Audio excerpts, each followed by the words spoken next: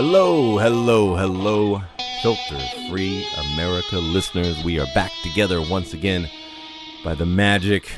I'm assuming it's magic because I honestly don't know how podcasts and electronics work and the web and anything that's more complex than two cups and a string tied between them. Beyond that, it melts my brain. I don't know how it works. I'm surprised, honestly, that I'm able to record these things independently and on my own now. That in itself is a magic act. But whatever, this is magic. We're back together. Filter Free America. We have established this connection, this bond of you, a listener of podcasts who have for some reason like to hear an idiot myself talking into a microphone, rambling and interviewing people. But we've done it. We've made it happen. We have made this connection, and we're making it work, and we're enjoying each other's company. And you keep returning, and your numbers keep growing, and it keeps getting bigger, and it's awesome. So you're here. Oh, great news! Speaking of growing audiences, please put your hands together. It's just gonna be me clapping, just me, because I'm in here by myself. It's me and my snake. My snake is I have two snakes actually, but down here in my studio, there's my 7-foot boa constrictor. In her tank right next to me. She doesn't have hands, or she'd be clapping. So we're clapping. Why are we clapping? We're finally on iTunes. 7 episodes in, finally, iTunes gets it together. Their podcast submission page worked. I don't know what it was. Maybe the stars and the moon aligned, or whatever they do over there at the Apple facility. Maybe they sacrificed enough goats or homeless children, or whatever they do over there in between. Making billions of dollars. Whatever it was, it finally happened, right? And I was able to submit the Filter Free America podcast to iTunes once again. And they accepted rather quickly. I guess they know a quality premium podcast when they hear one. And now we're available on iTunes. Boom. Finally, we're here. It's amazing. It's good. Sorry to keep you guys waiting. Welcome to the family, iTunes podcast listeners. Welcome to the show. Also, addition to that, you will also be able to find episodes of Filter Free America on YouTube. I didn't know that. I guess it's just a thing. We guess we'd always have been there, because my hosting site Podbean, it was a thing that if you have a YouTube channel, which we do for Filter Free America, and you click a button, and it just automatically loads it. So if you're one of those people that like to listen via YouTube, I guess you can just find Filter Free America channel on YouTube, and you can subscribe. And you can listen to us there. It's not video and nothing. It's just like a screen, and then it's just a recording. So if that's the way you want to listen, that's fine. I'm not going to judge you. That's fine. Whatever you want to do, and that's your thing. Do it that way. Also, boom, we're on Spotify now, right? Spotify too. Now that's something we never, even when Filter Free America, back when we did it the first time, back in the good old 2011. We didn't have Spotify. Was Spotify a thing? Maybe it was a thing back then, but we didn't have podcasts on Spotify back then. I know that. And we weren't on there, that's for sure. But now, the Filter Free America podcast is available on Spotify. I don't know what that means. Just another avenue of listening, another way that you can listen, another form, another outlet, another venue, whatever. So there it is. So now, I don't know. Do I have a list? Where's my piece of paper with my list? I'm going to rattle some papers. This is going to sound really good on the microphone. So I can give you a rundown right now, which doesn't make a lot of sense, because if you're listening to this, clearly you already found a way to listen. But I don't know. I'm struggling for content this morning. Here's all the places that you can listen to the Filter Free America website, okay? Or website? No, excuse me. The Filter Free America podcast, okay? Boom. iTunes, #1 outlet worldwide. We're there. Boom. Stitcher. Stitcher is the one I use the most, right? I don't know why. It's the one I've always used. That's my main go-to place. Google Play. Boom. You can listen to us on Google Play. So that way, if you got the little Google box thing, you can just say, it's listen to it just tell it to play it, and it will. Same thing with Alexa, the Alexa box spy device, because we're on TuneIn. You can listen to us that way, or if you have the TuneIn app, you can just listen to us via TuneIn. I mentioned YouTube, right? Of course, Podbean. Podbean has an app and a website, and that's our hosting site. So, of course, we're available there. And as I also mentioned before, Spotify. So that's what? 1, 2, 3, 4, 5, 6, 7. Seven spots, right? That's 7 different places you can listen to Filter Free America. As far as I know, all of them absolutely free of charge, free 99, no charge whatsoever, unless you consider listening to me a price you have to pay, and in that case, I kind of agree with you, and sometimes that's expensive, but whatever. Here we go. Still have a sponsor, still haven't offended them to the point of giving up on me. They're still there, they're still hanging in there, and they are fantastic in the world of MySpace. Why did I say MySpace? In the world of Squarespace website design. Their name is Simple Website. Simple Website. That's the name of the company. Their website is simplewebsite.us. Say it one more time. Simplewebsite.us. You say it 3 times and it really sinks into the listener, and that way it kind of locks in. That's a marketing tool. Simplewebsite.us, right? If you go to them and you want a Squarespace site, you go to them and they have tools, tricks, skills, abilities, and all kinds of everything that you need, right? Like, here's the deal. Say it's like a ninja, like a ninja. You know what a ninja is. You remember those old 80s ninjas movies, right? And the ninja, like, he would just always like reach into his little ninja uniform. Is that what it's called? A ninja uniform? And he would always pull out like all these like different weapons and that he would kill people with. That's basically what Simple Website is. They're basically like Squarespace website ninjas, right? And they got weapons to kill with, but instead of killing, what they're doing is making websites via Squarespace and cool. Okay, I hope that makes sense, right? Instead, like in this metaphor, like throwing stars are like different little things that you can put on your website, right? And like your katana sword, that's like, like your pictures, and I don't know. I think you're following me. I don't know. It's early in the morning, and it was a rough night last night, but whatever. They're ninjas, okay? They've got all the weapons, they've got all the tools, right? They've got the hooks, they've got the throwing stars, they got the knives, they got the swords, everything that you need to kill efficiently. Excuse me, not kill. To build a website on Squarespace efficiently, perfectly, and make it exactly the way that you want it, right? My website's still not available up yet. It's coming along. It's not their fault. It's my fault. They're still waiting on me to get everything that I need. I've been working on that the last couple nights. But heck, I got jobs and stuff, man. Things take time. But I'm telling you what I've seen so far, it looks very, very good, and it keeps getting better. And we keep coming up with cool ideas and things that are going to be added to the website. And hopefully I will get my button gear and get it all to them, so you'll be able to see a really good example of their websites. But just go to simplewebsite.us, simplewebsite.us. Check it out. I mean, they've got free resources. You can get like tips and video courses on how to do it yourself. That's free stuff, right? They got expert screen share support to help you when you get stuck. That's something I've actually used on the last meeting with them. They did that for me. It was like I was sitting in my work truck. I was on my phone, and they pulled up the website that they're building for me, and they were showing me different things on it. And I was like, oh, wow. So I was able to see it real time as they were doing it. So that was cool. You can talk about how your website was made or how you want it made. You can just talk to them, live on the fly as you're doing it.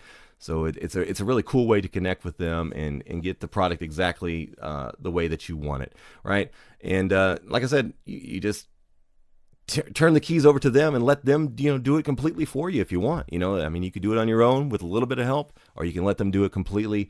Either way, they want to help you a little bit or all the way. They got you covered. Simplewebsite.us. All right, let's hurry up and move on to what we're going to talk about in the episode today. Did I cover everything else? iTunes, we mentioned that. Yay, iTunes, boom, boom, boom. Episode today. Our guest is going to go by the name of Jay, just because he doesn't want to put his name out there because of the sensitivity of some of the stuff that he's talking about. But Jay's a really good guy who I've known for quite some time. I've met through the comedy world. And Jay is going to talk to me in this episode. He's going to basically give me the timeline of his drug use, addiction, and recovery, right?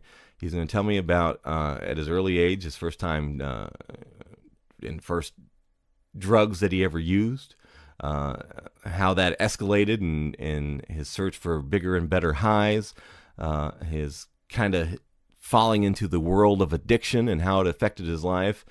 And then the realization that, his life was spiraling out of control, and what he did to recover and get himself kind of back in check as far as the drugs go. It's a wildly crazy story, very entertaining. There's even a moment within the story where he accidentally does methamphetamine twice. No bullshit. Accidentally does meth twice. You say it couldn't happen, it can happen. Whatever. Yeah. So yeah, he's going to talk about that. I mean, other things, he'll talk about how he funded his drug use, crazy adventures while on drugs, and just basically the overall damage that he's done to his life and relationships when he was kind of like really out there bad with his drug use. So that's what the episode's going to be about. So yeah, definitely a good one. So yeah, what do you, I guess we need an episode name now. We always gotta have an episode name before we go into this. I don't know why I started doing that, but now I'm stuck into it, so now we're doing it. Okay, so the guy, his name is Jay, who did a lot of drugs. Let's see. I did drugs, and more drugs. There we go. I did drugs, and more drugs with Jay right here on Filter Free America. Let's go. Okay, so why don't you start by taking me to your very first ever experimentation, I guess, with drugs and alcohol?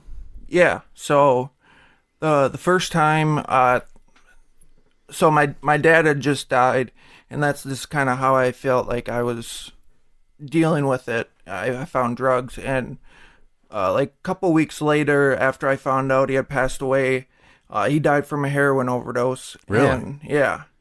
And wow. Okay. So I remember, you told me before that, before we started this, that he had died, and that was a component to maybe your usage, but you didn't tell me it was a drug. Yeah. Yeah. So did you know he was using heroin before he died? So when I was 12 and my mom told me, I think she just kind of said he died, he passed away, and she didn't give really an explanation. It was just kind of like he's dead. Okay. And she might have mentioned that it was heroin, I don't know, but it was, to me, so when I was 7 and 8, around that age, he came and visited me, and I was at my uncle's house, and I went out to go see him, and he was in the back seat of the car, like white as a ghost, and his fiance was driving, and he was like falling asleep. He was probably, he was clearly high on heroin and passed out in the back seat, couldn't even keep his eyes open. And my uncle intervened and said, no, you can't see him, you can't visit with him. I didn't understand it, so I was sad and crying, and he left. And then the next, maybe he wasn't on heroin, maybe you're just a boring kid. It could have been. Yeah, that's true. So yeah, he leaves, and then 4 years go by, and it's just kind of, Dad isn't around. I got used to it. Right. And then when she told me, it was kind of like, okay, but I wasn't close with him anymore. And even when I was 7, so I never really got a chance to like know who he was or anything on any real level.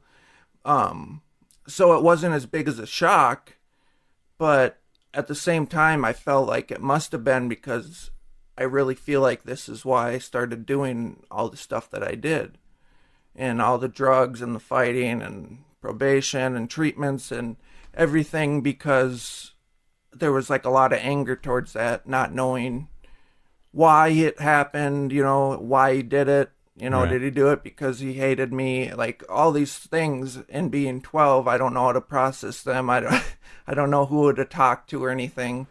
And well, if I had a kid, I would definitely be driven to doing heroin. But that's just my personal preference when it comes to kids. Yeah. So did you ever see him consume drugs or any kind of thing? Did you visually, other than that day that we think that he was probably affected by drugs, did you ever witness him do anything? So, no, not necessarily, but there was a time where he was definitely overdosed, and me and my 2 brothers were pouring cold water on him because he wasn't waking up. Okay. And we had to call our mom at like 1 o'clock in the morning, and I just remember crying and them coming and picking me up. but he was passed You were out at his in the bed. like at his house. And, Yeah, because my mom and him got divorced when I was probably 4 or 5. Okay. Because she found out about the use and obviously didn't want that around us. And yeah, so there was visiting rights, but it was always sporadic. And this was kind of like one of the last times. I don't think I saw him for like 6 months to a year after that because of his overdose. And yeah, that's the only time I really saw him in that state, other than when he was in the back of the car. Okay. So then, now jump back up. Then 12. Yeah, He so- died. He died of an overdose. Right. And I'm just going to or at my house, my brother had some beer in the fridge, and we both me and my Older brother, I assume. Is that? yeah, Okay. 2 older brothers, and we just went down to the beach, and we lived on a small lake, and went down to the beach, and we were slamming beers as fast as we could and chewing on peppermints so that our breath wouldn't smell, and laughing at it. And Are you guys all of the same mind state, or are you consciously fighting pain now because of your father? well, the funny thing is the person that I was drinking with had the same situation where his dad had died. They don't know if it was drug related, but he was basically a recluse that lived in this little cabin and would never come out. So I don't know if he was an alcoholic or what it was, but he had some issues himself. So he was my best friend growing up, and we both had dads that passed away. And I feel like all this stuff was probably subliminal. You know, I was never like, oh, I'm gonna hang out with this guy because his dad passed away too. But I feel like it definitely helped having that like perspective. And it was a small town, and we just all had the same mentality. You know, I hung out with the drug group, and we would just all get high, and because there was nothing else to do in that town. You know, there was a little skate park, and we didn't skateboard, and so that's what we ended up doing. And a lot of good times, but a lot of like crazy times and scary times. Yeah, I kind of felt like I was drinking and smoking weed, experimenting with it, and then one summer, the same friend of mine got a big bag from his sister, and we just smoked that whole summer. And then the next year, going into, I think either my last year in middle school or first year at ninth grade, and that was like it. That was what we did. We smoked weed all the time. We drank, and yeah, that was like about it for like a year. And it was the fun time, you know. We'd get high and laugh and joke around, and it didn't matter if we didn't have that much. We weren't looking for the next bag or anything. So 12. It was 12 on the alcohol when you started that.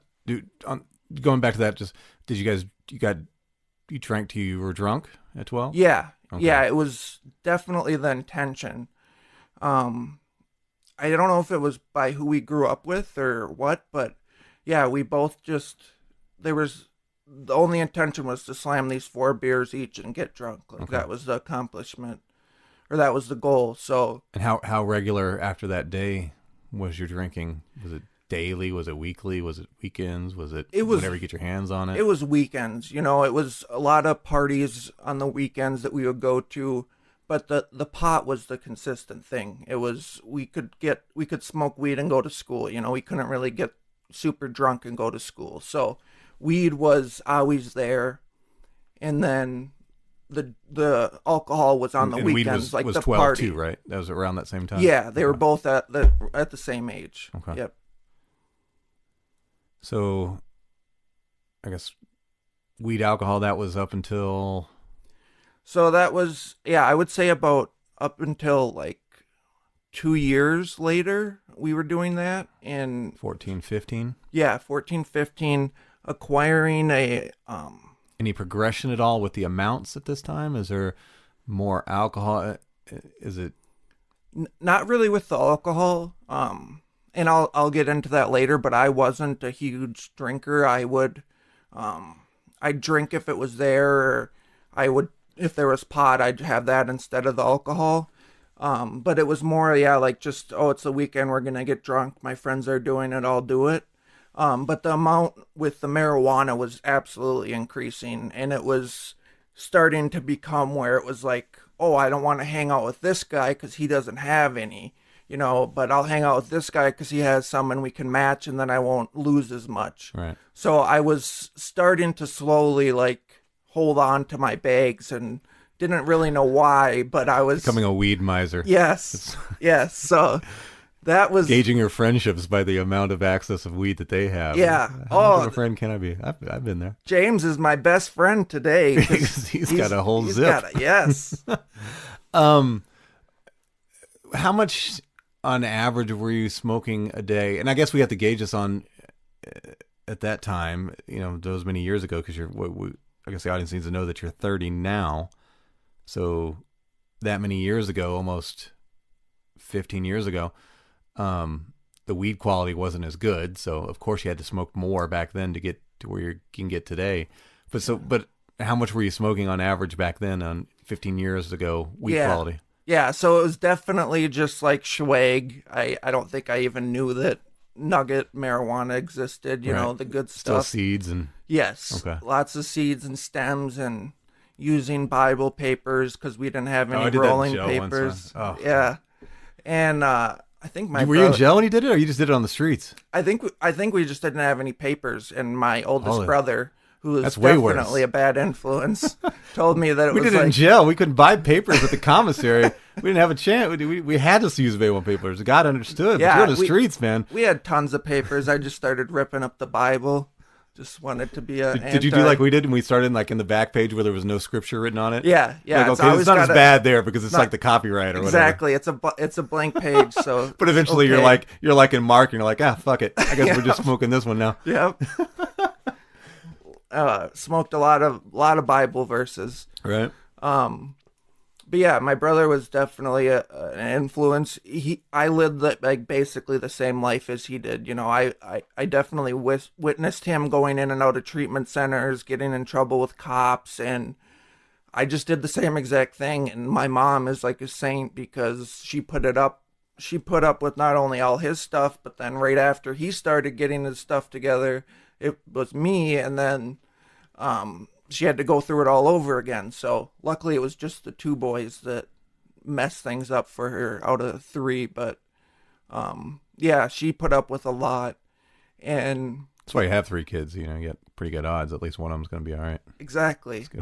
Yeah. Yeah. Did you tell me the max amount that you were doing a day? I might have talked through it or I don't think I did. Yeah. But it was probably about, we would try to get like an eighth a day. An eighth a day.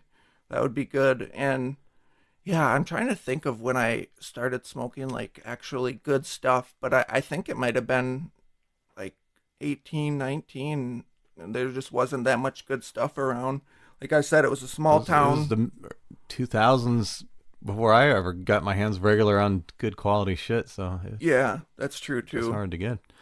Where were you getting it on the regular? Was it just So- easily available? Were kids having it? Yeah, Did you have an adult dealer? Did you? everybody that would deal were in high school, older than us, or out of high school, and the majority of them were all on meth. So Really? all our weed dealers were doing meth You were and selling weed to buy meth. selling weed to buy meth. Yeah, to younger high school students, and they were the older stoners, so it was cool when they were like letting us hang out and buy a bag and smoke some with them. And but I also think that is the reason that I never chose to do meth, is because I saw how those people would act. And I'd go to one house and a guy would open the door and he'd be like, "What are you doing here? It's too late." And he'd close the door, and 1 second later another guy opens the door and he's like, "Yeah, man, it's way too late. You got to get out of here." And it's like, okay, you told me to come over to get some marijuana. I don't know what's happening here. And so there was a lot of just like life lessons of like, oh, so that's why people say not to do meth. You're at 15 years old dealing Yeah. with these fucking tweakers. Tweaking out meth dudes. And yeah, and it was just all the time. Like one of the houses that we would go to, they got raided. The guy was so paranoid, he set up a bunch of cameras, of course. and he had his computer. And I don't know what day it was, but he told us the story afterwards that when they came in and raided him, and he was looking on the camera and he's like, they're here. And all his friends aren't believing him because he's probably said that like 30 times because he's so paranoid. 30 times that day, probably. and he says by the third time he said they're here, they had him on the ground and they were all like SWAT team in the room arresting everybody.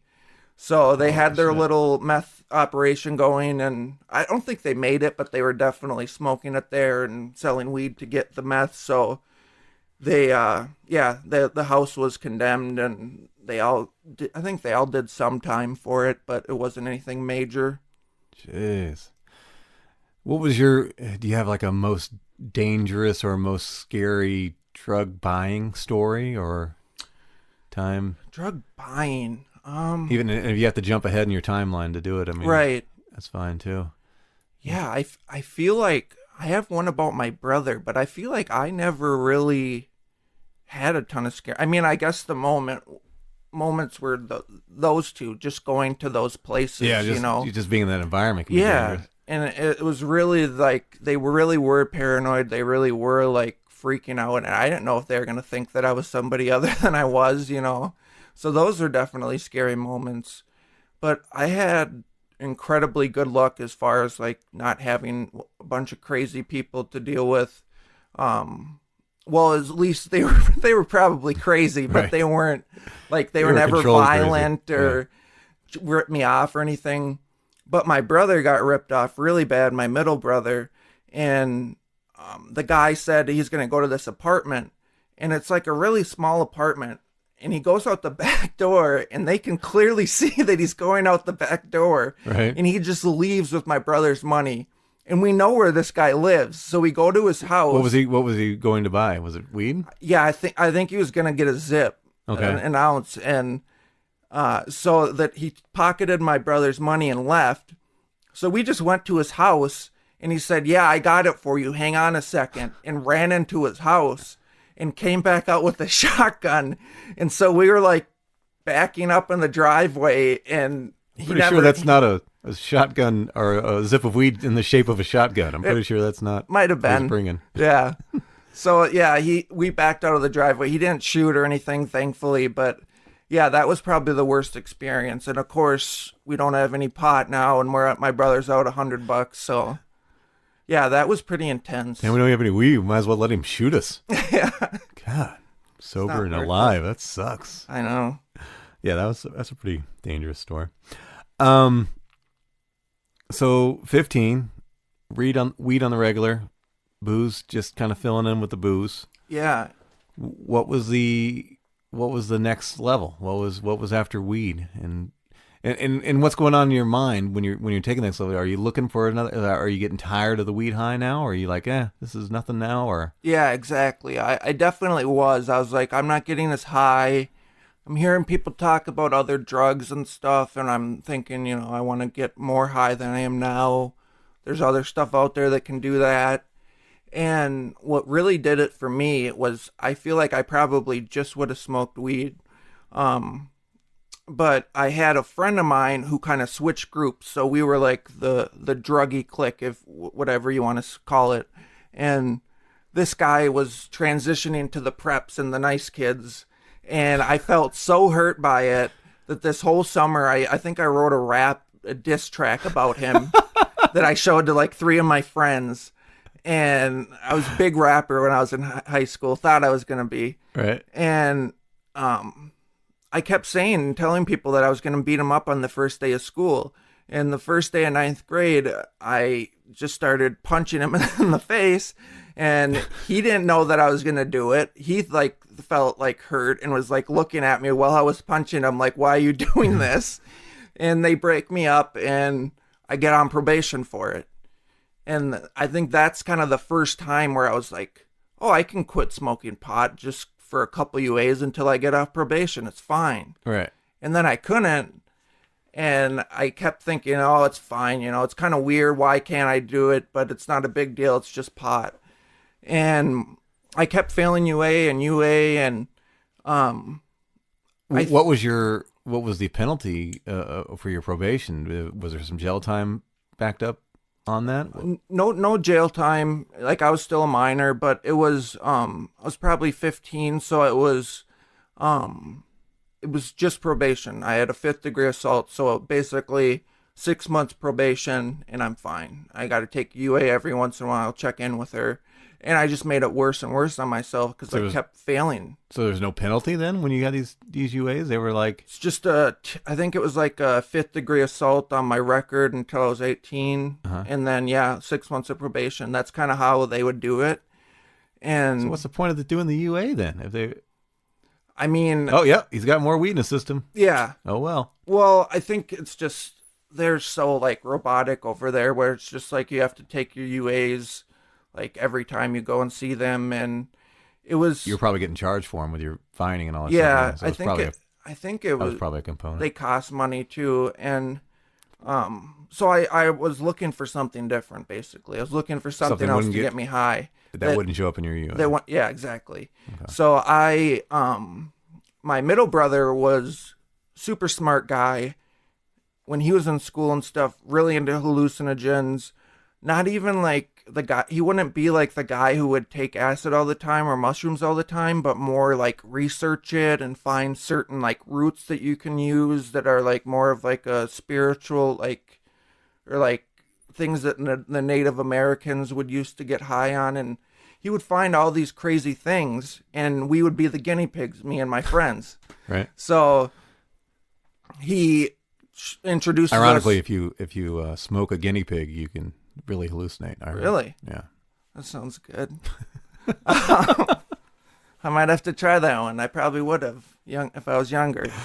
But yeah, he's like using us for all these things that he wants to experiment on, but doesn't want to have the shitty side effects. Right. So I think the first time I used, it was cough syrup and it was like a honey flavor Robitussin. And I just felt so happy and excited, and you just get so talkative. You feel so positive about everything. This is the liquid. Yeah, the right? liquid form. Honey flavored. I've never had a honey flavored. That sounds delicious. I love honey. I think I only took it once. Was that I don't know. Cherry, and then like the other flavor they have. Yeah, like cherry is like the only other flavor, and it's always like that disgusting one. Yeah, the green shit. But yeah, or is it green? It had like a touch of honey, and it wasn't as bad. And it was a smaller bottle because I'd never taken it. So what your brother tells you, hey, you do this cough syrup, what's going to happen? What does he tell you? He says, drink this. It's going to get you high. And that's it? He just says, just drink it? Yeah. You're going to get high. There was no I didn't care. And you just had faith in that? That was good? Yeah. Like, it is crazy looking back at it. But I don't know. I feel like he knew what he was doing. Like, I knew that he would like research these things. And he is my older brother. Yeah, exactly. He knows. And there's a future story where I shouldn't have trusted him, but yeah, I trusted him with this, and I took it. And then from then on, it was like, Dustin, what else can we get high on? Like, can we use this dandelion? So when he said, are you drinking a whole bottle? Yeah, a whole bottle. But it's like 8 ounces. An 8-ounce bottle. I want to say something like that. And you're chugging an 8-ounce bottle of Robitussin. Yeah, and I chugged it. And then I'm on AOL AIM Messenger and talking to people. And then once it kicks in, I'm talking to people that I don't know. And I'm like saying that I'm going to like get together with certain people. And that's how you get molested. Yeah. That's right there. No, it was cool. I only talked to the cool AIM people that I knew their usernames. No, but it was, and I think I went out with my middle brother's friend, and we just like walked up and down the street and talked all night. Okay, so what are the effects? Break down the effects to me. Yeah, is this up or downer? It's definitely an upper. See, I thought it would make you sleepy because when you take cough syrup, like when you're sick. Well, if it's like, I guess it makes you drowsy. Specifically to make you drowsy. There's like non-drowsy kinds, I guess. But I think it's more just like you take the whole thing and then Then it it's changes. not gonna make you tired. Yeah. Okay. And yeah, we'd take the whole bottle and it would just be like a mushroom trip, but almost like you were on speed at the same time. So it wasn't hallucinating, but we'd like look at trippy pictures or trippy things online and that would look different or cooler. Like, You're seeing actual visuals and like trails, more like trails. And like there was this simulator that my brother it was called like a brain simulator or something weird, and it was like a series of flashing lights and like weird like strobes and stuff, and you could like if you stared at it long enough you could see pictures and stuff in it, and we'd like kind of hallucinate that way. really, Yeah, but it was more like I want one of those. I'm sure it's still online somewhere. My brother could probably Yeah, you got to tell me what it I gotta is. find out what that is. But yeah, we'd sit in the basement of our house, and me and my buddies would just all stare at the screen and all have different weird experiences and talk about it afterwards. But mostly it was just like talking and like almost like delusions of grandeur, like we were gonna do things that we could never do, like just thinking like we were way better off than we were, and like being optimistic, like stupidly optimistic, like thinking that we could like change the world and things like that. Right. But yeah, it was that was the high. It was just you're tripping and you're talkative and you're smoking cigarettes like crazy, and it was I just fell in love. You know, it was just like my favorite thing I'd ever done. And how long did this euphoric state last for your 8-ounce cough Yeah, syrup? so it's probably like 3 or 4 hours, but really until you go to bed, and the next day you still feel kind of out of it and weird and hyper. But yeah, it's about, I'd say we'd take it at like 7 o'clock at night and we'd be up until like 2 in the morning or something. So maybe even longer, like 6 to 8 hours. And yeah, there was different kinds. Like the Delcium was this orange flavor, and that was way more intense. Like my friend would like hallucinate in the bathroom and like talk to people, and like that was way more intense. And I think it was just kind of like we realized that it was like a once in the weekend kind of thing, because you need recovery time, and it was just you couldn't take a bottle and then the next day take a bottle. It was just like too much. Like I guess you could, but it wasn't good for you, so we'd know to wait. So then that's there's some fatigue afterwards. Yeah. It's almost I've like never done that. That's how it is with the ecstasy. Like if you take ecstasy, like it gives you so much kind of like nervous, jittery energy. Like the next day, your body's just like tapped out. Yeah. And you're just like, okay, I got to take a day just to recover. Like, don't plan anything the next day because you're gonna feel like shit. Right. The next day. So it's kind of like that. Yeah, absolutely like that. And there was a time when I did do ecstasy and cough syrup at the same time. Holy shit. And I think Was this a special event or was this just we were at a party and this guy had ecstasy, and I think I took the ecstasy. do you remember what kind? What was the stamp on them? Do you remember? No, I couldn't tell you. Blue Dolphins, that were always the best ones. Yeah. Might have been. Yeah, I don't know. I just remember taking it and then not feeling much like an hour later. So I was like, oh, this isn't working. I'm going to take some cough syrup too. And as soon as I took the cough syrup, the ecstasy started kicking in. And apparently I was like talking to people that I didn't know and like bothering them to the point where they were like pushing me out of their rooms. Like it was like a big party, and there were like people, I guess, that were just like not wanting to do anything. And I was like trying to talk to them and go on their like private, like really weird stuff. And I blacked out at one point, and my friend's mom drove me home, and she had her like daughter's kid in the car in the back seat with me. And I apparently was talking to this baby, having a full conversation with the baby that couldn't speak. And she took me to Taco Bell and asked if I wanted Baby's anything. just judging the shit out of you too at that point. Like, this fucking idiot. Probably What the fuck? looking at me like I was insane. And the mom was definitely like, what's going on here? You know, like she knew something was weird.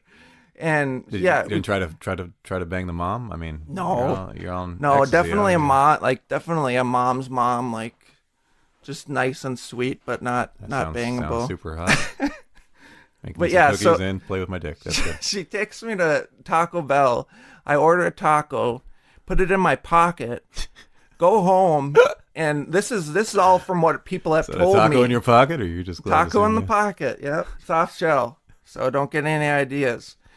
So yeah, I put it in my pocket, go home, and apparently my brother and mom said that when I got in the house, I took out a bowl and a spoon, put the bowl in the microwave, and turned the microwave on, put the taco on the counter, grabbed the spoon and sat at the kitchen table and was just carving at the kitchen table. And then I went to bed and I woke up and they were like, "What was wrong with you last night?" Like, or I think it was the morning because it was like the next day. And, they were just like, "What happened?" And I was like, "Oh, I was just a little out of it." Like, I just love the idea that the mom that gave you a ride home thought a taco was going to fix everything. yeah, Let me like, get this boy a taco. This shit's going to fix him right up. yeah, I don't know why she wanted to stop, but apparently I needed a taco in my pocket and she knew it. Holy shit. So So yeah, I'm doing cough syrup. how regular is that now? The cough syrup thing. Is Yeah, that- so the cough syrup was like weekends. Like it'd be a different person's house. We'd all get a bottle. and is this something you you're know- looking forward to during the week? Like, okay, Yeah, this weekend. yeah, we're it's gonna- starting to become like consuming my mind. Like, how are we gonna trip? Where are we gonna go? How can we make it better?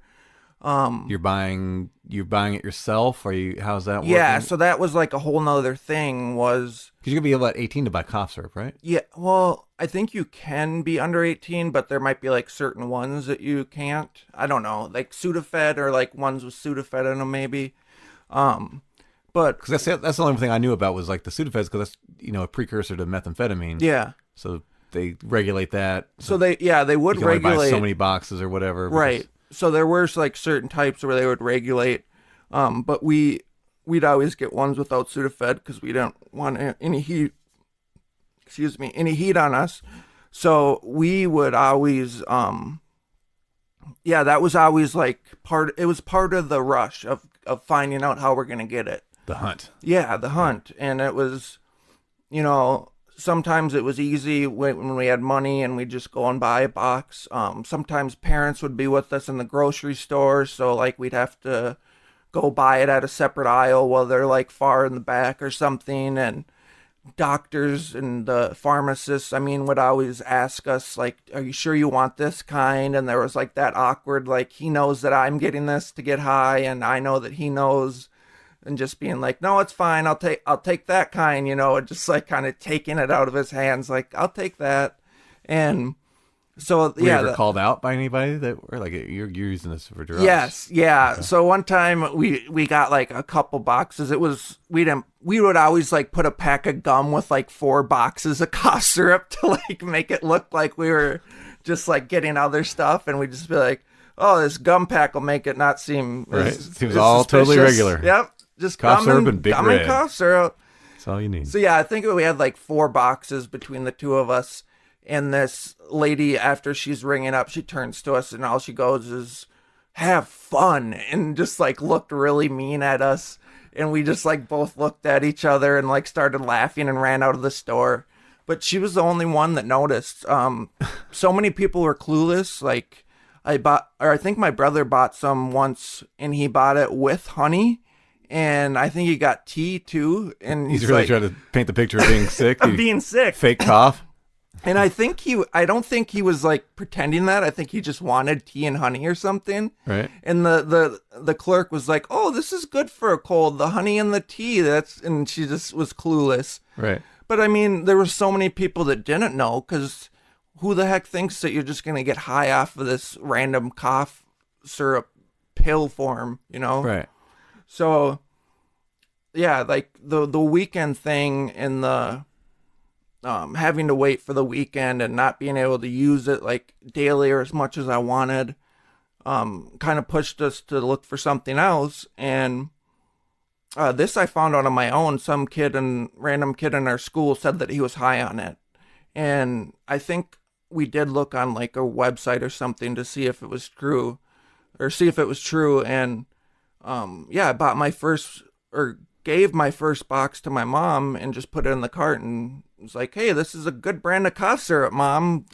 Pill form, can you buy it for me? I got a cold. She was like, yeah, and it was like in the garbage a day later. Right. So, and that was like 10 times more intense is the liquid form of cough syrup. And I fell in love with it even harder. And it was, you could get high multiple times a day. I started out taking like 8. There was 16 in a box. My friend would take 8. Is this the Corseed and Triple C. Okay, the Triple C. Okay. Yeah, so this is when I started So this is the next level to the Robitussin. Above that. Yeah, and this is where I kind of stuck with it for. Now, do you know why? You're saying this is more potent. Yeah. Do you know why this is more potent? Do you know? Is it a different ingredient? I think it is. I don't know the exact ingredient, but I think it's whatever is like gives you that hyperness. It's just a lot more intense. It's almost like you are on crack compared to like the cough syrup form. You got hyper, but I feel like it was a lot more intense with the pill form, and that was kind of the catch. It was like we can kind of go all day on this stuff, and it was the appeal of tripping 2 or 3 times a day instead of once a weekend. All right. So just to clarify to the people that are listening, because I absolutely, and I have a pretty vast knowledge of drugs, both legal and over the counter and prescription, but I never heard of this. So tell me again, what's the proper term for this particular drug? The ingredient that's in it. Well, that or whatever it's, what's the what it's brand? called. Yeah, the brand. Yeah, it's called Corseed. Because there's young kids out there who definitely want to know what this is. Go grab this Corseed, go get Corseed and have your heart explode. It'll be fun. Yeah. So it's Corseed, and it's a cough and cold medicine specifically for people with high blood pressure. Uh-huh. And I think that is because I don't have high blood pressure. I feel like instead of lowering it, it does the opposite to me. Okay. So that was kind of the part I feel like that that's made whatever me that more component hyper. is for the high blood pressure is maybe what's the. Yeah, I think so. And then the dextromethorphan, I think that's how you pronounce it, is the ingredient in all the cough syrups. Okay. That certain of them have more of a content of that ingredient so that you can get high off of it. And then when we looked it up here before we started recording, I looked up some of the street names for it, and there's like Cordy's and Triple C and Robotripping. Yeah. Robotripping was something I definitely had heard. Yeah. I heard that before, but I guess I just never knew what it was, or just assumed it was something else. Yeah, so that was some of the street terms for it. Right. Yeah, that was like the liquid form was like you would be tripping like, or hang on, I'm sorry, what was the thought? Oh, I was just kind of giving the listener some ideas of what the idea of it was. The nicknames, sorry. Yeah, we never really called them anything else. We called them Skittles, I guess, sometimes, but it was mostly just CCC, Triple C. And yeah, the Robotrippin is like the liquid form of the cough syrup that I was using like once every weekend, basically. But like I said, I wanted something more, and I wanted to get high a lot more often than that, basically. So the first time you did the Triple C's, how many did you have to do? How many pills did you have to take to get the buzz or the high that you wanted to get the first time? The first time I took 8. 8. Half a box. Half a box, and that was enough to get you. Yeah. Fucked up for how long? 4 to 6 hours. It was kind of like the whole night we were pretty messed up.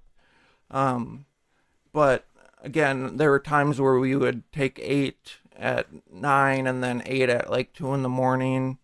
Or if it was like a weekend day, we'd start taking it like right when we woke up. So we would have like basically 3 trips within the day. And that's where it got dangerous, because I would totally forget that I would take this amount of pills or that amount, because I'm just tripping balls, not knowing what's even going on, let alone how many pills I'm taking. All right, give me a list of all the effects. So I feel like it's the same as is the liquid form. It's the mushroomy high, definitely like a body high buzz. You're a lot more talkative. You're a lot more hyper. There's definitely more hallucinations. But it's almost like in your head, Like you kinda visual just, hallucination? Oh, it's in your head. Okay, so you're it's- not seeing like shape shifts and light No, tracers. it's and more things? just like you're daydreaming, but you're still awake. It's really hard to explain. Okay. But yeah, it's more just like the hallucinating was more just like the trails and stuff. Nothing like crazy. Like we weren't seeing monsters or anything. What about appetite? Does it affect your appetite? No appetite whatsoever. Okay. Alcohol is like its best friend. Remember that? Oh, you know what? That's what that is. You remember that 80s-ish movie, and I think it was called Lucas, where like a nerdy kid in school. I don't think so. God, I can't remember the premise of it. It was like one of those 80s teen movies. I think I want to say it was Lucas was the name of the movie. Some weird kid in school. It's like a cautionary tale. Yeah, and I remember him taking a bunch of pills, but I thought they were diet pills. Oh, okay. I thought it was like a diet pill, but I remember like there's a scene where like he's like hallucinating because he took so many of them, and he's like he's walking down the the hall at school, and he's like reaching in the sky trying to grab things that he thinks are there. Yeah. I wonder if that was the pill that he took. I have to look that up after. I'd love to see a cautionary tale on what they think that is and what it does and stuff. It had somebody famous who's like a famous actor now. Yeah. When he was younger, but I can't remember. I I'm remember. pretty sure that it was Lucas, so that was weird. Okay. Yeah. Sorry, it just jumped in my head. No, it's fine. I remember one about alcohol where like the guy jumps off the building out of his school at the end, and it's like it's always so like so much more drama. What was your favorite drug related cautionary movie or made for TV movie special? Jeez, I don't know. There's so many of them. I know that I was like hated Dare, like when I was in like the Dare classes and like all those movies that we'd watch. I don't know. I don't know. Like I don't remember any of their names. Like Right. It was just like, where did they even find these like random videos? They're just like primarily made for schools usually. But yeah, I don't know. Like, Do you ever do? they're just Look, also we did. Like we bad. used to get like high and then watch those and then just make a mockery of them as we're doing drugs. Yeah. Watching these movies specifically, the ones where they have these message about not doing drugs in them. Yeah. That was just our commentary on life, I guess. Yeah. Well, yeah, they tried, but it was always just such a bad job. Like they just had no idea what they were doing. Right. So back to the triple C's or the Skittles or the whatever. you Yeah, call it. there's tons of stories on this, so I don't want to forget any. Right. I'm So, trying to. Yeah. Was it still just doing weekends, or did this become something that you carried over to your daily use now?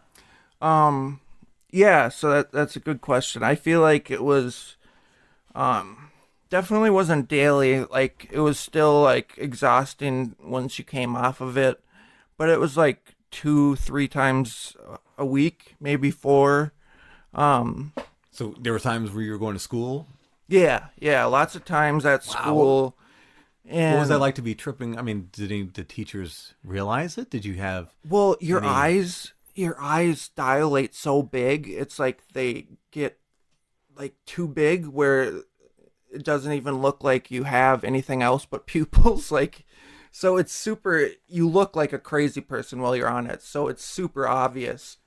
And I don't know if a lot of people knew, but my one teacher absolutely did, because I was so high one time I just straight up told them that I was tripping. And How did that conversation go? he was surprisingly okay with it. Like he was just like, all right, like how's that going for you? And like it's like I think I was like trying to tell him that I like needed to stop or something, but I really just wanted to like talk to my teacher about being high. I was in like the behavioral special education side, so like the people that would just not care about anything, basically. Like Right. we weren't like less competent, we just didn't really care. We had troubled pasts, or we were behavioral trouble kids type thing. So all of our teachers were actually really cool. And, you know, my main teacher, like, basically helped me to graduate high school, or else I never would have. But yeah, it was becoming like 3 or 4 times a day or a week. And this one day, it was like 90 degrees out, I think. So we decided to go to a movie. And it was 4 of us. And one of my buddies had a broken leg at the time. And we were all tripping. And we went to the new Willy Wonka movie. Okay. And it was like full of kids. And we're in like pretty much the way back row, 4 of us sitting all next to each other. And we start yelling things at the screen like idiots, like thinking that we're funny, like we're going to impress these kids instead of just like ruin their experience of watching this movie. Right. And one guy tells us to shut up. And one of my buddies, I think, was like, "Go back to your seat, old man." And he started walking up. And I was standing right next to the friend that told him to go back to his seat. And he starts choking my friend. And this is like it's like a 30, 40-year-old guy, and we're like 16, 17. And I was tripping so hard that I couldn't. This is not too long ago. This is you're only 30, so this Yeah, is not I like it know. was in the 50s where you could just beat up other people's kids and like it No. was cool. Yeah, and it was like, so everybody, yeah, he's choking my friend. I was tripping so hard that I couldn't like believe that it was even happening. Like I Right. thought I was like hallucinating it or something. My other 2 friends, even the friend with the broken leg, he's hopping on 1 foot, and we're all just punching this guy. And I join in because they're punching him, and he would not let go of my friend's throat. So I was like, is he gonna like actually kill this guy? So we panic, and we're just like punching this old guy that brought his kids to the movie theater. And we went out, or he went out and got like people to bring us out of the Right. theater, like saying like we were the ones that like did it, and which we basically were. We basically caused it all. And like yelling at the screen and yelling at the crowd of people as we're leaving, and like swearing and just like horrifying these little kids basically. Is theater packed? Is it? Yeah, Oh, yeah, nice. it's packed, and it's just tons of like kids is what I remember seeing. And like my mom, it was like arguing with the people, like trying to get our money back, and we were always like we were doing so much terrible things, but she always gave us the benefit of the doubt. You know, she Right. always like wanted to think that we weren't doing these things, so she would stand up for us. But we never got our money back, and we like went to the movie store, I think, after or something. But there was just so many times like where you take you take Corsita, and it's a trip. It's literally a trip because you have no idea what you're gonna do. Like all the things that you thought of before, like out the window, and it's almost like you're just being led on this weird ass path, and the drug is taking you.